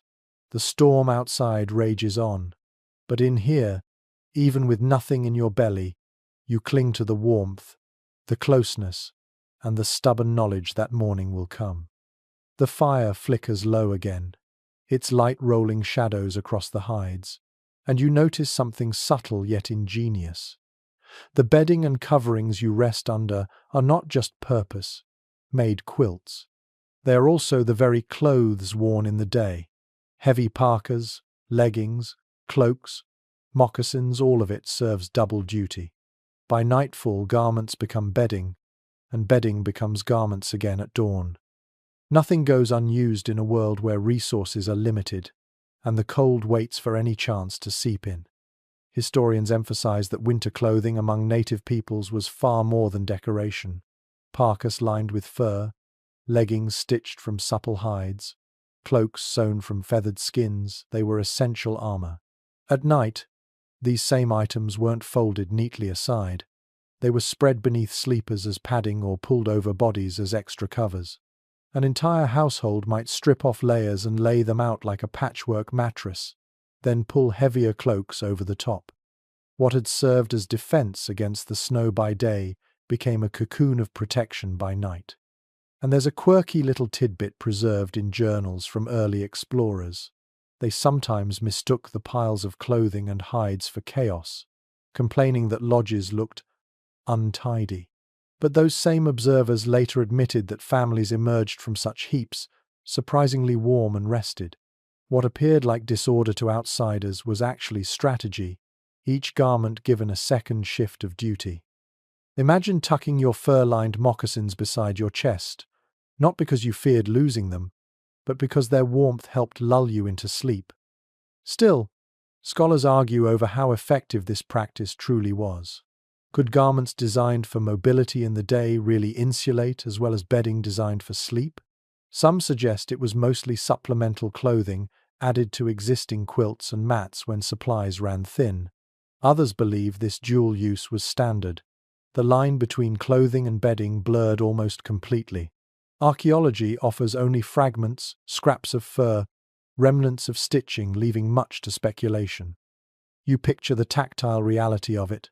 A soft parka, still carrying the faint musk of smoke and sweat from the day's labor, is spread beneath you as a cushion. A cloak of feathers drapes over your shoulders, its shafts crackling softly as you move. Moccasins, warm from the fire, are tucked against your feet, turning into slippers of the night. The entire arrangement smells of tanned hide and wood smoke, earthy but comforting, wrapping you not just in warmth but in the familiar essence of daily life. It is intimate too. Families didn't own vast wardrobes. Garments were few and precious. That cloak you wore in the hunt is also the cloak your child pulls over herself in sleep. That parka handed down from grandmother warms her grandchildren through the night. Clothing here is communal, fluid, passed from body to body, shifting roles with each hour. The very fabric of daily survival becomes the blanket of nightly rest. There's also something symbolic at work. Clothing carried status, identity, and sometimes spiritual meaning decorated with quills, beads, or painted patterns. To sleep beneath it was not only practical but also protective in a cultural sense. The designs themselves, seen in the glow of the fire, may have offered reassurance. Painted animals watching over, sacred colors reminding of strength. In this way, bedding became more than insulation. It became a shield of memory and meaning. The sensory details fold deeper into you. You feel the rough seam of a parka pressing into your cheek, the softness of fur brushing your neck. Your breath warms the feathers of a cloak, causing them to rustle faintly, as if alive. Each garment carries echoes of the day's effort, the hunt, the gathering, the chores, and yet here they transform, shifting from labor to comfort. You imagine too the practical gestures. At night, clothing might be carefully arranged so that dampness from snow could dry by the fire's warmth. In the morning, garments would be pulled back on, already warmed, ready for another day of braving the storm. Nothing was wasted, nothing idle. Every object in the lodge carried two lives, one for daylight, one for the night. And it strikes you, as you drift further into this imagined warmth, that survival wasn't only about inventing new things, it was also about bending what you already had to multiple purposes. A parka is not just a parka, it is also a mattress, a quilt, a comfort for a child. A cloak is not just clothing, it is also a shield for dreams. The ingenuity here lies in refusing to separate life into compartments. Day and night blur, garment and bedding blend, practicality and intimacy intertwine. Outside, the storm claws still, but inside you are wrapped in layers that carry both memory and meaning. You feel the garments heavy on your chest, smell the smoke woven into their fibers, and realize how clever this system truly was. No object lies idle. Everything works together. And so, as your eyelids sag again, you learn a lesson whispered by centuries of survival. Sometimes the things that protect you by day must follow you into night, guarding not just your body but your dreams. The night stretches on, and though the lodge feels like a cocoon, not everyone sleeps deeply until dawn. Someone always rises, not only to feed the fire but to step outside. The flap stirs, cold air rushes in, and you hear soft footsteps crunch into snow. These are the moonlit patrols, the silent checks that guard not only the fire inside but the life of the camp beyond. Historians describe how men in particular took turns venturing into the darkness, ensuring that ponies tethered nearby hadn't wandered or been stolen. Horses were not simply transport, they were survival. Without them, hunting or moving camp would be far harder. A storm might frighten them into bolting, or raiders might sneak close, hoping to cut them loose. And so, while others slept, someone would wrap a cloak tightly, step into the bitter cold, and vanish into the night to circle the herd. There's a quirky tidbit you might enjoy. Some accounts say these patrols weren't always solemn.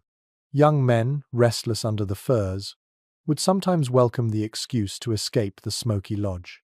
Out under the stars, they might sing softly to themselves, talk to the ponies as if to children, or even joke later that the horses were warmer company than the snoring uncle left behind. You can almost hear a muffled chuckle as a young man leans against a shaggy pony, the beast's breath steaming in the frozen air. Yet scholars still debate how systematic these patrols were. Were they scheduled with military precision, or more informal, handled by whoever stirred at the right moment? Some anthropologists argue that vigilance had to be strict, especially in areas where raids were common. Others suggest that in smaller, safer camps, patrols may have been casual, an elder taking a walk, a hunter restless before dawn. The evidence is too fragmentary to say with certainty, leaving you to picture both possibilities. Strict watches in some places, quiet wanderings in others. You step outside in your imagination, following the patrol. The cold bites immediately, sharper after the lodge's warmth. Your breath plumes white into the night, and every sound is magnified: the creak of snow underfoot, the soft whicker of horses, the distant crack of ice shifting on a river. Above, the moon hangs like a lantern, bathing the plain in silver. The snow glitters, as if sprinkled with shards of glass. It is beautiful, yes, but also dangerous in its emptiness. You walk among the ponies. Their shaggy coats ripple as they shift, their eyes reflecting faint light, watching you calmly. You reach out, touch one's mane, and feel heat beneath the frost. They are alive, warm, breathing, and you realize their presence is a comfort, a reminder that not all warmth comes from fire. You listen for wolves, for raiders, for any sign that the night hides more than silence. The stillness presses, vast and unbroken, until even your own heartbeat feels too loud. Then you return to the lodge, flap closing behind you, carrying the cold with you for a moment before it fades back into warmth. The others stir faintly, but no one wakes fully. Your body aches from the brief exposure, but you know the patrol mattered. You know the camp breathes easier because you stepped outside. The sensory contrasts linger. The lodge is smoky, muffled, dense with humanity. The night is clear, sharp, filled with starlight and the crunch of frozen ground.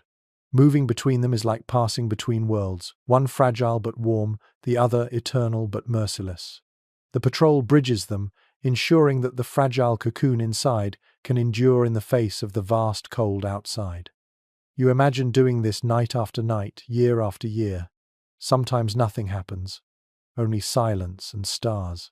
Sometimes danger appears: wolves circling too close, horses restless with unease, a shadow on the horizon that could mean raiders. The patrol is not glamorous, but it is necessary, part of the rhythm of winter life. And so you settle back into your furs, warmed by the knowledge that while you drift towards sleep again, someone else has walked the perimeter, spoken softly to the ponies, and listened to the howls of the night. You realize that survival wasn't only about what happened inside the lodge. It was also about those quiet steps in the snow, those moonlit moments when vigilance kept the camp whole. The lesson presses gently against your thoughts. True rest is possible only when someone else is watching. And here, in this ancient winter camp, the balance is perfect: half of the world asleep, half awake, and all of it bound together under the same silver moon. The patrol returns, the flap closes, and the lodge exhales into stillness again. You shift under your furs, eyes half shut, and begin to notice how the night has its own inner world. Sleep here is not always dreamless. In the hush of the firelight, where smoke curls and bodies breathe together, dreams themselves become part of survival. They are not idle imaginings but messengers, stitched into the culture as tightly as hides are stitched into the lodge. Historians often note that dreams carried significance among many native peoples, especially during the long winters when nights stretched endlessly. Shamans, elders, and ordinary dreamers alike listened closely to the stories told by sleep. A dream could foretell a hunt, warn of sickness, or reveal guidance from the spirit world. In this way, the lodge at night was more than a shelter, it was a portal. Families fell asleep, not just into rest, but into another layer of existence where meaning awaited. And there's a quirky tidbit from certain oral traditions. Some people would deliberately try to shape their dreams by sleeping with objects near them: stones, feathers, or small bundles of herbs. It was believed these items could invite specific visions. Imagine tucking a feather beneath your head and whispering a request to dream of birds, hoping for guidance on migration or weather. Or slipping a carved stone beside you, asking ancestors to speak. In the stillness of a winter night, such rituals blurred the line between practicality and magic. Yet scholars continue to argue over how literally these dream practices should be taken. Were they universal, followed by entire communities, or primarily the realm of shamans and vision seekers? Some anthropologists claim that everyone gave weight to dreams, weaving them into morning conversations. Others believe the focus was narrower, reserved for spiritual specialists. The debate remains unsettled, like the lingering haze of a half-remembered dream at dawn. You let yourself drift into such a dreamscape now. The fire dims until its glow is no brighter than a heartbeat. Smoke swirls, and within it you see shapes buffalo with steaming breath, birds beating against the ceiling hides, ancestors' faces shimmering like frost on river ice. The dream is vivid, too vivid to dismiss, and you understand why it carried such importance. Dreams here are not entertainment. They are lessons carved into the night. Your senses deepen into the experience. You feel the heaviness of sleep pressing you down, but within that heaviness comes freedom. The cold outside vanishes. The storm no longer matters. Instead, you walk in green fields, smell summer grass, hear laughter of voices long gone. The dream offers reprieve from winter's grip, reminding you that warmth exists, that hardship is temporary. Perhaps this is why dreams were treasured. They gave not only prophecy, but hope. Others stir in their sleep. A child whimpers faintly, turning under the covers. A man mutters words you cannot catch, his brow furrowing, his dream tugging at him. In the morning, such murmurs might be shared around the fire, interpreted by elders or shamans. Did the dream mean danger? Did it promise abundance? The very act of sharing kept the dream alive, weaving it into the fabric of community life. There is intimacy in this as well. Imagine lying beside family members, hearing their sighs and whispers as they dream. You are part of their inner journeys, even if only as an observer. In this lodge, dreams are not solitary, they spill into the group, carried by breath and murmur. Just as warmth is shared, so too are visions. And yet, you sense the darker edge. Not all dreams are comforting. Nightmares, too, come in the cold, sharpened by hunger and fear. Wolves appear in shadowy forms. Storms crush lodges in terrifying visions. For some, these nightmares were warnings. For others, they were spirits testing the mind. Even fear had to be honored, listened to, carried into the daylight for meaning. The fire pops, waking you briefly from your reverie. You blink at the glowing embers, then close your eyes again. The lodge hums with breath, the hides creak with wind, and you surrender once more to the dream world. You understand now that in this culture, survival wasn't just about enduring the physical night. It was also about listening to the unseen voices that came when your eyes closed. And so, in the depth of winter, you find that sleep itself becomes a bridge. On one side lies the harsh world of frost and hunger. On the other lies a realm where ancestors speak, animals guide, and visions soothe. Both are necessary. Both shape the rhythm of life. Wrapped in hides, warmed by family, you drift not just into slumber but into stories that echo beyond the night. The dreams fade with the slow crawl of night, and when your eyes open again, it is to the faintest light creeping through the smoke hole. Dawn doesn't rush here, it seeps in, thin and grey, softening the shadows inside the lodge. Your breath fogs in the cool air, and when you touch the hide walls, you find them stiff with frost. The night's heat, though carefully guarded, could not keep every corner warm. Thin crystals of ice sparkle where condensation gathered and froze, glittering like fragile jewels in the first light of morning. Historians often describe this phenomenon. Frost forming on the inner walls of winter lodges, the result of human breath, rising warmth, and bitter cold colliding. Families would wake to see their shelters gleaming faintly, as if a hidden hand had painted them with silver. It wasn't simply decoration, though it was a reminder of how close the cold always lurked, pressing in, ready to reclaim the night if vigilance lapsed. And there's a quirky little tidbit that some oral traditions recall. Children often drew shapes in that morning frost, just as modern children doodle on fogged windows. Little finger trails zigzagging across the hides, circles, animals, even handprints. It turned the harsh evidence of winter into a moment of play, laughter rising in the smoky dawn. Imagine a grandmother scolding lightly while hiding a smile, saying the lodge wasn't a canvas but secretly enjoying the way children left their art on the very walls that kept them alive. Yet scholars still debate how severe these frosts really were. Were lodges warm enough that only a thin rim of ice formed? Or were interiors so cold that frost coated every surface by dawn? Accounts vary wildly. Some explorers wrote of lodges surprisingly cozy, while others described them as nearly as cold as the outdoors once the fire burned down. Archaeology offers little clarity, leaving the question suspended like the crystals themselves, glimmering and fragile. You imagine the sensory experience of waking in such a place. Your breath makes little clouds with every exhale. The furs around you are warm, but your nose and cheeks tingle with cold. When you shift, frost falls in tiny flakes, dusting your bedding like powdered snow. The fire's embers glow faintly, sending up threads of smoke that catch in the early light. You reach to stir them, your fingers stiff, and the crackle of kindling is the first true sound of morning. The lodge comes alive slowly. A baby fusses, and its mother lifts it from the cradle board, her breath visible in the dimness. Someone coughs into the smoky air, a deep rasp after a night of inhaling wood fumes. A man groans, rolling from the outer edge where drafts chilled him most. Each body carries the mark of the night smoke in the lungs, frost in the hair, stiffness in the joints, and yet they rise, alive, another night survived. Your senses soak in the transformation.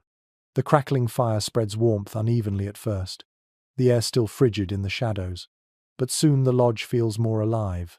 The smell of smoke thickens again, layered with the faint scent of fat sizzling as someone warms a scrap of meat.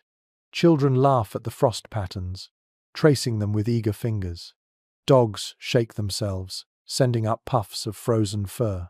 Slowly, the cocoon shifts from sleep to motion, readying for another day. There's symbolism here too. The frost, though inconvenient, is proof of resilience. It shows that people and fire together created warmth enough for condensation to form in the first place. Without life inside, there would be no frost, only silence, emptiness, death. The very crystals glimmering on the walls are testimony that breath was drawn, heat was shared, survival continued. And so you sit, rubbing the frost between your fingers, feeling it melt instantly, and reflect on the fragility of life in these winters. Every night was a contest between warmth and cold, and each morning's frost was evidence that the battle had been fought and won. Even if victory was temporary, it was still victory. Outside, the snow stretches endlessly, the wind calmer now, the horizon pale with dawn. Inside, the lodge carries its own dawn embers stirring, children giggling, frost turning to droplets as fire grows. And you realize that the true miracle wasn't just surviving the night, but waking to see another morning glinting off walls of ice that hadn't defeated you. The frost melts slowly as the fire revives, but even before breakfast begins, you notice something important about this space. No one is ever far from their tools. Within the dim light of the lodge, objects are arranged with quiet intention. Knives rest in sheaths beside bedding. A bow leans against a wall, arrows tucked neatly in a quiver within arm's reach. A sewing kit of bone needles and sinew thread lies near a grandmother's furs. It dawns on you that here, even sleep is never truly unarmed. Historians often point out that native winter lodges doubled as arsenals and workshops.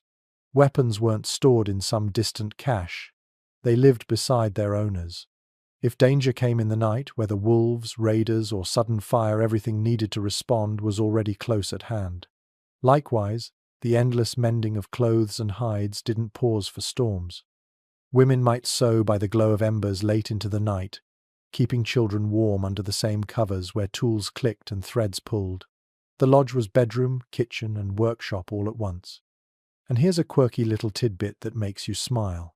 Some travelers recorded that children sometimes played with miniature bows or carved dolls at bedtime, their toys often smaller versions of the tools their parents used. A boy might fall asleep hugging a tiny bow carved just for him, while a girl clutched a little pouch of beads, practicing the skills she would one day master. Even in slumber, the rhythm of daily work seeped into the dreams of the young. Yet scholars still debate just how heavily armed lodges really were.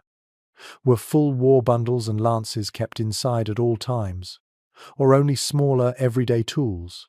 Some ethnographers suggest the largest weapons were stored communally, while others argue families never let such essentials out of reach. Archaeology leaves us little beyond stone points and bone awls, and the written accounts vary depending on who observed. The truth may have shifted with circumstance, times of peace, allowing looser storage, times of threat tightening every precaution. You look more closely in your imagination. The glint of a blade catches the firelight, its edge honed by careful hands. A spear lies beside a father's bedding, close enough to grasp in half sleep. Across the lodge, a woman's pouch of needles rests open, bits of sinew thread gleaming faintly. These objects are not luxuries, they are lifelines, treated with reverence and practicality. Each family sleeps with survival at their fingertips. Your senses drink in the details. The smell of sharpened stone mingles with smoke, faint but distinct. The feel of polished wood, smooth from use, rests beneath your hand. A soft clink of beads comes as someone shifts, their pouch rattling quietly.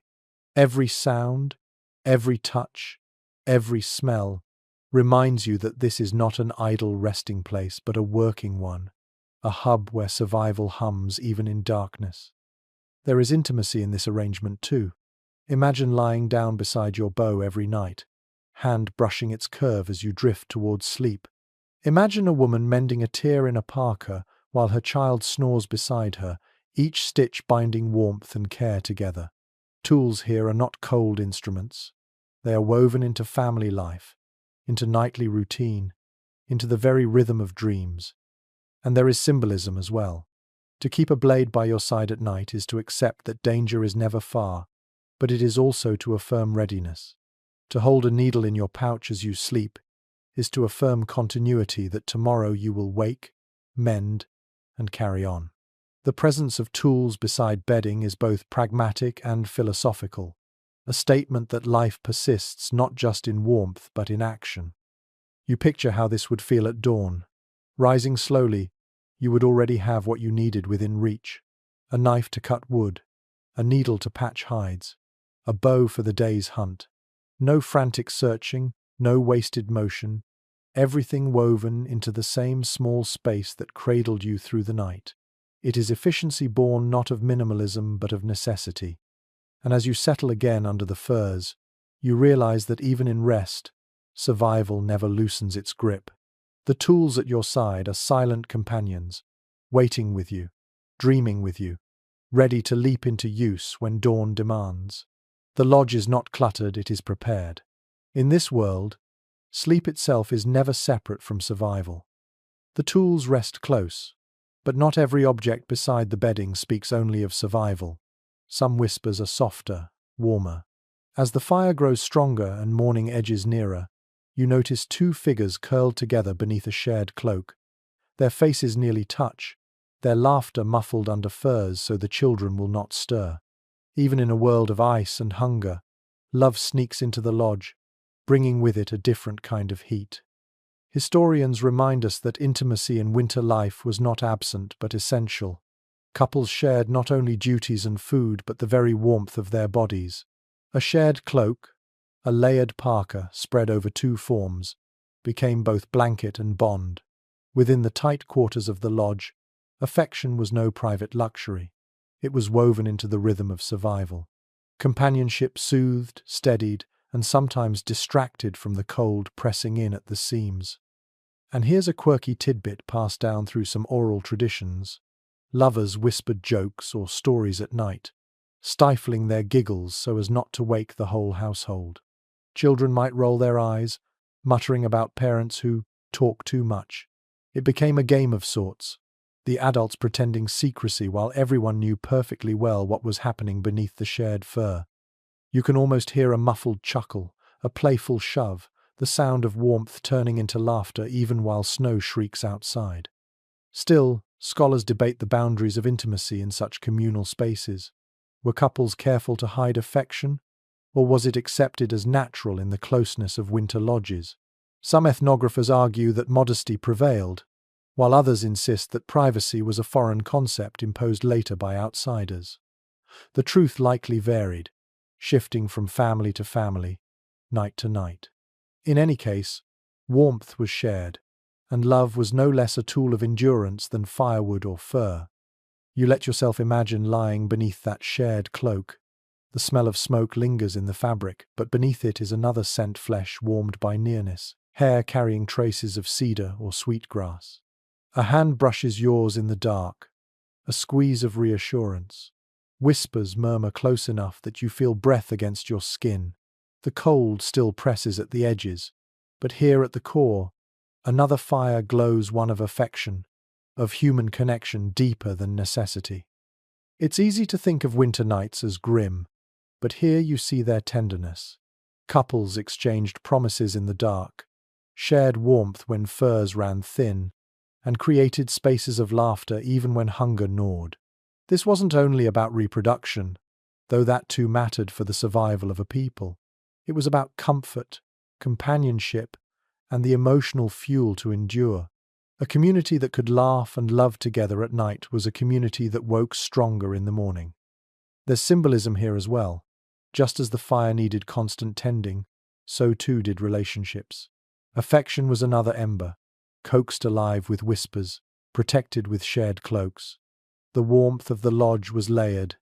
Hides and furs, fire and stone, bodies and laughter. Each layer mattered. Each added its own kind of insulation against despair. Your senses linger in the moment. The sound of soft laughter melts into the crackle of logs. The touch of another hand is as reassuring as the weight of the quilts.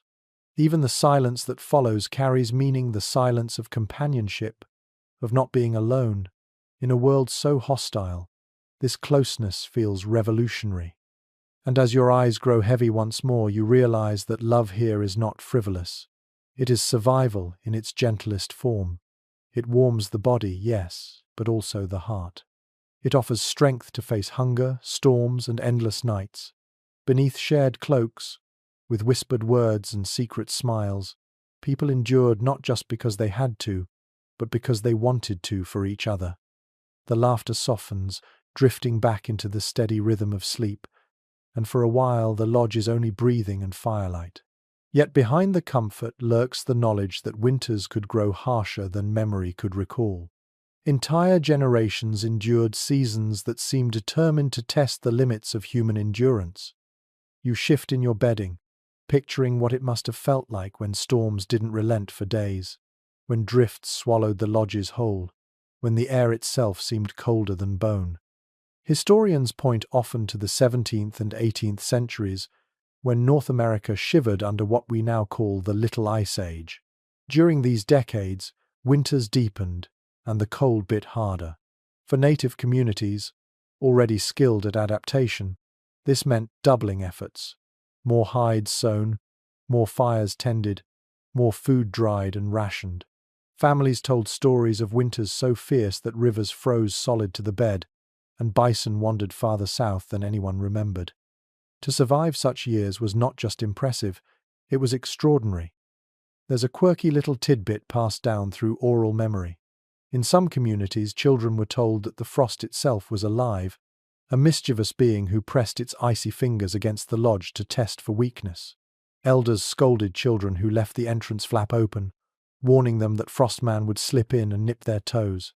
What might sound like superstition doubled as practical teaching: close the flap, guard the warmth, or you'll invite in the cold itself.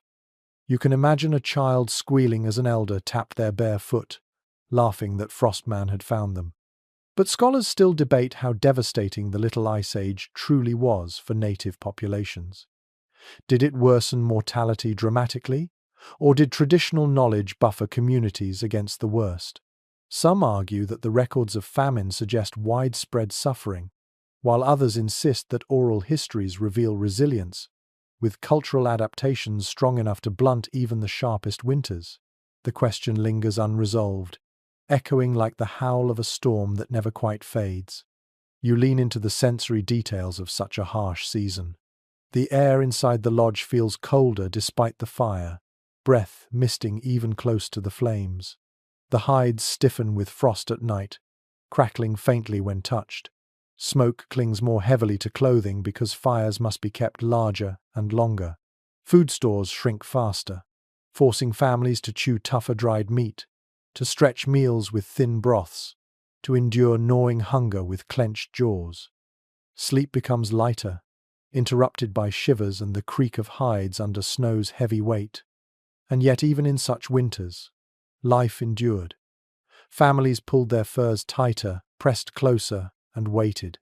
The community itself was insulation. You imagine elders telling stories not just for comfort, but to remind the young that storms had been survived before, and would be survived again. Memory was its own fire, warming spirits against despair. You notice too how the outside world pressed inward. Horses grew leaner, dogs foraged desperately, and hunts became more dangerous. Snow deeper than a man's height buried trails and river crossings. Yet still the lodges stood, their hides dark against the white, smoke rising like defiance into the frozen air. Each family inside represented a refusal, a whispered vow. We will outlast this night. We will outlast this winter. The symbolism grows clearer the longer you linger in thought. The Little Ice Age becomes not just a climate episode, but a crucible, shaping resilience and ingenuity. Each generation carried forward not only stories of suffering, but also the tricks that worked. Banking snow against the lodge, sewing hides tighter, rationing smarter. Hardship became heritage, survival became tradition. Your senses lean into the lesson. You hear the howl of a storm that rattles poles like bones. You feel the cold biting even through layered furs. You taste thin broth, smoke thick, stretching scraps into meals. And yet you also sense the warmth of family pressed close. Laughter forcing its way even through hunger. Stories refusing to let despair take root. And as you settle back, eyelids heavy again, you realize that the miracle is not merely that people survived the worst winters history threw at them.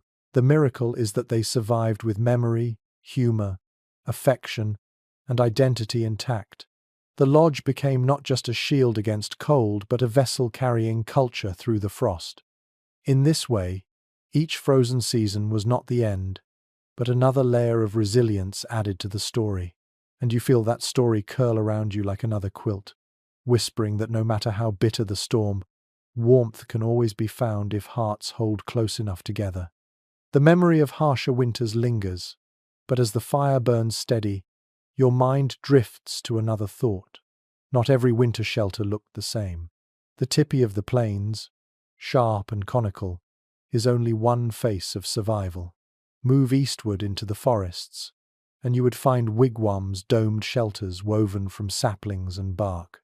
Shift farther north, and snow lodges or semi-subterranean homes come into view. Each design met the cold in its own way, and each told a different story about how native peoples adapted to winter's relentless grip. Historians often stress these contrasts. On the plains, tipis made of buffalo hides were light, portable, built to move with the herds. In the forests of the northeast, wigwams offered sturdier insulation, their rounded shapes trapping warmth more efficiently, layered with bark and mats of reeds. Along the icy rivers of the far north, partially dug-out lodges harnessed the earth itself as insulation, keeping families warmer beneath thick sod or snow-packed walls. Geography shaped architecture, and architecture shaped survival. Here's a quirky tidbit that might make you smile. Some explorers visiting the wigwams of the Algonquin peoples remarked that they were so warm and close that one sweats even when the snow lies thick outside. One observer even claimed he had to step back out into the storm to cool off. Imagine that, complaining of heat in the middle of a blizzard, your breath steaming as you gasp for relief in weather others could barely endure. It's a reminder that comfort is relative, and that native builders were masters at turning what they had into more than enough. But scholars continue to argue about which designs were most effective. Did the portability of Tipis trade off too much warmth compared to the sturdier wigwams? Were semi-subterranean lodges superior in efficiency but inferior in mobility? Some anthropologists argue that environmental conditions dictated everything. No single design was best, but rather each was perfectly tuned to its context. Others still suggest that cultural traditions, not just practicality, played a heavy role in why a people chose one form over another. You imagine now walking through such variety. Step into a wigwam, and you feel the rounded ceiling pressing the air downward, holding heat close. Bark panels creak faintly under snow's weight, but the interior glows with steady warmth as smoke seeps through a hole above. Step back outside and into a tipi, where the taller, angled walls pull smoke upward more easily, making the space airy but still protective. Then picture yourself descending into a semi-subterranean lodge where earthen walls block the wind entirely, leaving you in a hushed warmth that feels almost buried, like sleeping inside the earth itself. Your senses drift deeper. The wigwam smells of cedar bark and damp earth, its mats woven with reeds still faintly sweet. The tipi carries the musk of hides, smoke curling steadily from its peak. The semi-subterranean lodge is quieter still, its air heavy and still, the faint tang of soil mingling with fire's resin. Each shelter gives its own kind of cocoon, its own way of saying, "Here you are safe for the night." And yet, the symbolism runs through them all. Whether domed, peaked, or buried, each structure shows how humans read their environment like a book. Trees became bark and frames, buffalo became hides, earth itself became wall. Winter was not conquered by one invention, but by many, each a reflection of place, tradition, and ingenuity. The lodges are not just shelters, they are philosophies in wood, hide, and snow. You picture families moving between these worlds, trading, visiting, sometimes adopting one another's practices.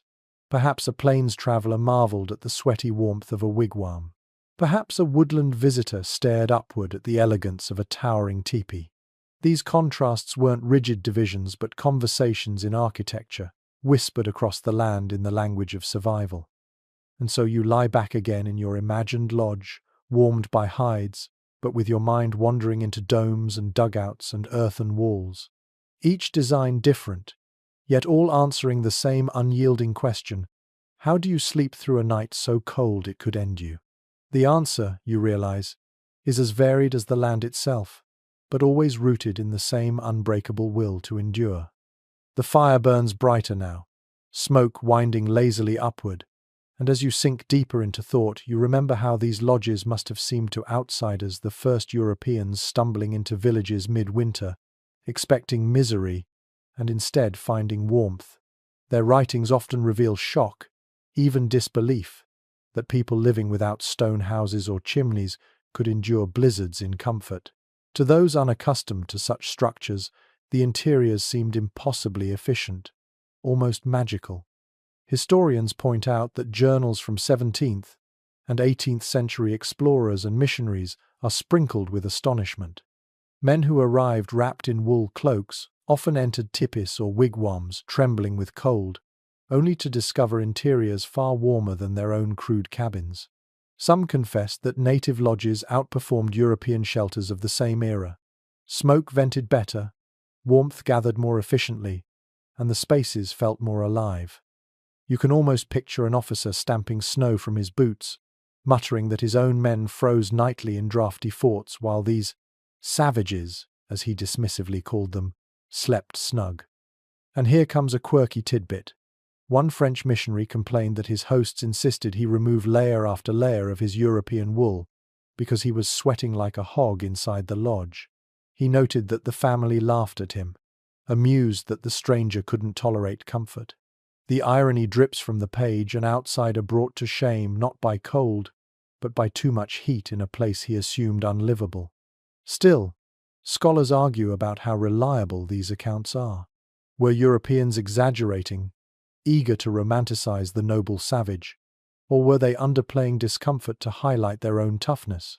Some historians suggest these reports are colored by cultural bias, while others see them as honest amazement. The truth is tangled, as it often is when cultures meet, part admiration, part misunderstanding, part condescension. You let yourself picture the moment more vividly. A traveler stumbles inside, face raw from wind, cloak crusted with snow. He blinks in the smoky glow, wiping tears from stung eyes. Around him, families sit calmly, children drowsy in furs, dogs snoring softly. The contrast is staggering. His body aches from exposure, while theirs rests in steady warmth. He tries not to shiver, tries to keep dignity, but the relief floods his bones so quickly he nearly weeps.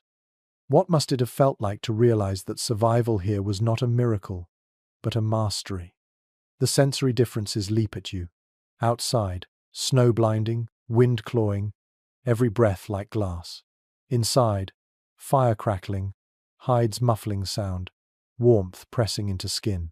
The smell of resin, meat, leather dense, earthy, alive contrasting with the sterile chill of the wilderness beyond.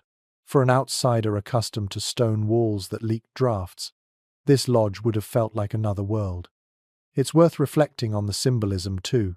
To step into a native lodge as an outsider was to step into a philosophy alien to European eyes. Here, warmth didn't come from massive masonry or iron stoves, but from balance hide, wood, snow, and bodies woven together. The efficiency was born not from wealth or technology, but from intimate knowledge of place. To Europeans, who valued permanence and grandeur, such flexible, portable, deceptively simple shelters seemed uncanny. They underestimated, until frost reminded them of their own frailty. And there's another layer, the quiet humiliation of discovery. Many Europeans prided themselves on civilized superiority, yet they found themselves learning to survive from those they dismissed. Some borrowed techniques insulating with furs, banking snow, tending fires in shifts. Others resisted, insisting their own methods were better, even as their men froze. The contrast between stubborn pride and quiet adaptation must have played out many times beneath the howling winds. You can imagine the conversations that followed. Around a smoky fire, a missionary writes in his journal about the indolence of people who lounge in warmth, forgetting that his own face still burns from frostbite. A soldier sketches a tipi in his notebook, convinced it's unworthy compared to a wooden cabin, even as his toes thaw gratefully. These contradictions fill the accounts, revealing as much about outsiders' biases as about native life. Yet through all the words, one fact rings clear. People here knew how to turn the harshest environment into a home.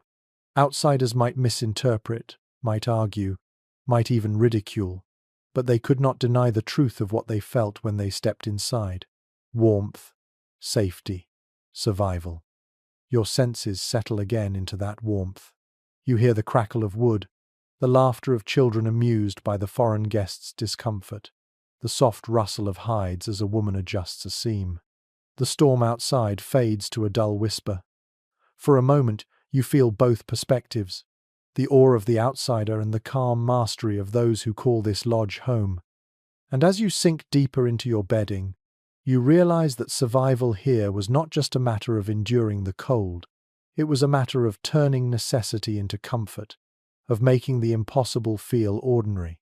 What outsiders saw as marvel, the people inside saw simply as life. And that quiet distinction is perhaps the most powerful lesson of all. The outsider's astonishment lingers in your thoughts, but soon your mind shifts toward the lingering puzzles of these lodges themselves. You've spent the night surrounded by hides, fire, and breath, imagining how warmth might have endured. Yet not every detail is certain. Even now, scholars debate how effective these shelters truly were. Did they keep families cozy through the worst storms? Or were they drafty, smoky compromises that required constant adjustment? The evidence remains as hazy as the smoke curling above the fire. Historians present one picture: buffalo, hide tipis, carefully sewn and angled, could trap surprising warmth. Families clustered close, fire tended constantly, hides patched and doubled when needed. Oral traditions describe them as snug, efficient, almost perfected through centuries of practice. But then the archaeological record complicates matters. Postholes and charred earth reveal fires, yes, but not always clear traces of how thick coverings were, or whether smoke holes vented efficiently. Skeptical voices suggest these lodges may not have been as comfortable as memory insists. And then comes a quirky tidbit, lodged in old missionary reports. Some outsiders noted that when lodges filled with too many people, condensation dripped from the ceiling, making bedding damp. One priest wrote that he woke to find icicles hanging from the inner poles. Was he exaggerating for drama, or was it truth? Families themselves likely managed such nuisances with skill-adjusting flaps, shifting bedding, drying hides by the fire. But the image of waking beneath indoor icicles is vivid enough to stick in the mind. The debates persist. Some anthropologists argue that hides lose efficiency as they age, stiffening and cracking, allowing drafts to creep in.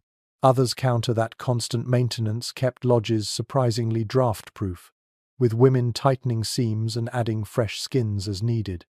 Still others point to the role of communal body heat, suggesting that warmth relied more on numbers than on architecture. Was the lodge itself warm, or was it the people inside who created the climate? The line between shelter and society blurs, leaving scholars chasing an answer they may never fully pin down. You let yourself sink into the problem, as if it were a mystery to solve. Imagine yourself measuring warmth at different spots close to the fire, at the walls, beneath the bedding. Near the fire, heat prickles your skin. A few steps away, your breath fogs. By the walls, drafts lick your shoulders. Yet beneath the furs at the lodge's heart, warmth collects thick as honey. Perhaps the truth is layered like this. Not uniformly cozy, not wholly drafty, but a shifting balance where comfort depended on placement, maintenance, and vigilance. Your senses heighten as you picture it. The fire's glow warms your cheeks, while your back chills faintly with each gust against the hide. You pull the furs tighter, pressing into the body beside you, and instantly the balance tips again, warmth flows back, drafts forgotten. It becomes clear that effectiveness cannot be judged in isolation. It wasn't just hides or fire or quilts. It was all of it together, plus the closeness of bodies and the watchful hands adjusting seams. A living system, not a static structure. And this, perhaps, is the heart of the scholarly puzzle. Modern people want precise measurements, statistics of temperature and insulation. But survival here wasn't mathematical, it was experiential. What mattered wasn't whether the lodge hit 60 degrees or 30. What mattered was whether the family inside woke alive, with enough warmth to move, enough strength to carry on. Comfort, by our standards, was irrelevant. Endurance was the only metric that mattered. There is symbolism in this debate as well. The uncertainty mirrors the fragility of memory itself. What one generation recalls as warmth, another recalls as hardship. The truth may lie in between, like the flickering light of a fire that seems bright until a draft makes it sputter. Scholars argue, but the people who lived these winters knew the answer firsthand. It was never perfect, but it was enough. You think again of those outsiders shivering in their wool, astonished at the snugness of a lodge. You think of missionaries grumbling about smoke and dampness. Both are true, in their way. The lodges were marvels, and they were imperfect. They were warm havens, and they were smoky caves. They were both salvation and struggle, just as all shelters are when the world outside is trying to kill you. Your senses absorb this paradox. The fire warms your palms, yet your toes ache with cold. The hides block the wind, yet smoke stings your eyes. The bedding cradles you in softness, yet hunger gnaws at your belly. Each element is both gift and challenge. The lodge is not flawless, but it is functional. And in that functionality lies its true genius. Not comfort, but survival. As you curl tighter beneath your furs, You realize that the scholarly debates don't need neat resolution. The arguments themselves reflect the complexity of winter life. Was it warm? Sometimes. Was it cold? Also, yes. Did it work? The proof lies in the generations who endured, who dreamed, who whispered stories by firelight, who woke each morning to frost on the walls but life in their lungs. And that, you think as your eyes close again, is the only verdict that matters. These shelters may leave scholars puzzled, but they left families alive, and in the long winter nights of history, that was triumph enough. The arguments of scholars dissolve as the night reaches its final hours. The fire, though low, glows with a steady heart, embers pulsing like veins of molten earth. Around you, bodies are still breathing, sighing, cocooned in fur. Dogs twitch in dreams. A child murmurs faintly, soothed by a mother's hand even in her sleep. The storm outside has softened to a hush, as if the world itself has surrendered for a moment. You realize you are listening not only to a single night, but to centuries of nights lived and endured in just this way. Historians tell us that generations were raised inside these fragile circles of warmth. Infants were swaddled, children grew, elders told stories, couples whispered, warriors rose for patrols all within hides and poles, smoke and snow. The lodge was not simply a shelter, it was a continuity, a vessel that carried culture through winters that might otherwise have erased it. In every flicker of flame, in every seam sewn tight against the wind, survival became tradition. And here's a quirky tidbit that lingers sweetly. Some families believed the last ember of a fire held a spirit that must never die. At dawn, someone would scoop it carefully into a pot or bundle of bark, carrying it to relight the day's flames. To let it extinguish completely was to risk misfortune. Imagine waking to see a grandmother bent over, whispering to a tiny coal as if coaxing a child, then feeding it twigs until it breathed back into flame. Fire wasn't just utility, it was kin. Still, scholars debate how permanent these winter lodges truly were. Were they dismantled and rebuilt each season, or maintained year-round in cycles of use? Some argue that mobility defined plains life, with lodges shifting constantly with herds. Others counter that winter villages were semi-stable, returned to year after year in familiar valleys or river bends. The archaeological traces, rings of post holes, charred layers of hearths hint at both. The uncertainty is fitting, for winter life was fluid, adapting to what each year demanded. You let your senses drink in this final scene. The fire's embers glow steady, red gold veins beneath black ash. The hides smell thick of smoke, leather, and the faint musk of fur. The warmth of bodies lingers, heavy and reassuring, pressing back against the brittle cold that waits just outside. In your imagination, you reach a hand toward the wall, feel the hides chill, then pull back to the cocoon of blankets. You breathe, and the air is dense with survival itself. There is symbolism in these lingering embers. They are the last defense of the night, but also the promise of dawn. They connect yesterday's fire to today's, yesterday's life to tomorrow's. In them, you see the persistence of culture, the refusal to let warmth slip away no matter how long the winter. They glow like memory, like heritage, like defiance itself. Your thoughts stretch wider. These people endured not because their lodges were perfect, but because they were adaptive. They turned snow into insulation, fire into kin, hides into walls, stones into silent radiators.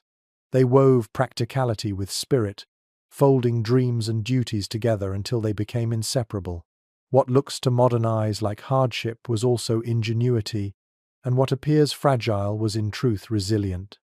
You close your eyes again, listening to the last murmur of logs shifting in the hearth. The lodge hums like a great, breathing body. Its walls, the ribs, its fire, the heart, its people, the lifeblood. Outside, the storm waits for another chance. Inside, warmth holds on, quiet but unbroken. And so the night passes, as it has passed for countless generations, carrying life forward through cold that should have ended it. And now, as the story draws to its close, the pace begins to soften. You've walked through long nights on the plains, you've curled beneath hides and furs, you've felt the bite of frost and the relief of firelight. You've shared in the rhythms of patrols, the whispers of lovers, the laughter of children, the dreams of shamans. You've listened to the lodge itself breathe, walls trembling with wind, embers glowing like quiet stars. Let your body relax into that imagery one final time. Picture yourself lying back inside a circle of warmth, the cold kept outside by nothing more than hides, fire, and closeness. Hear the muffled sigh of the storm beyond, reduced to nothing more than a lullaby. Smell the faint traces of wood smoke, leather, and snow melting into droplets on the hides. Feel the heavy quilt of fur pressing over you, the weight of centuries of survival curling around your shoulders. Notice how each detail, once a matter of life or death, now lulls you toward rest. The fire's glow softens your eyelids. The steady breathing of those beside you steadies your own. Even the distant memory of hunger or frost has been transformed into reassurance. The knowledge that people found ways to endure, that warmth always returned. So let the last embers guide you. Imagine them glowing brighter, then dimming slowly, until they become a single point of light in the dark. With each breath, they fade gently, until nothing is left but calm. You are safe. You are warm. The storm outside cannot touch you here. Drift now into your own dreams, carrying with you the quiet strength of those who once lay in winter lodges, who kept the fire alive through the longest nights. Sweet dreams.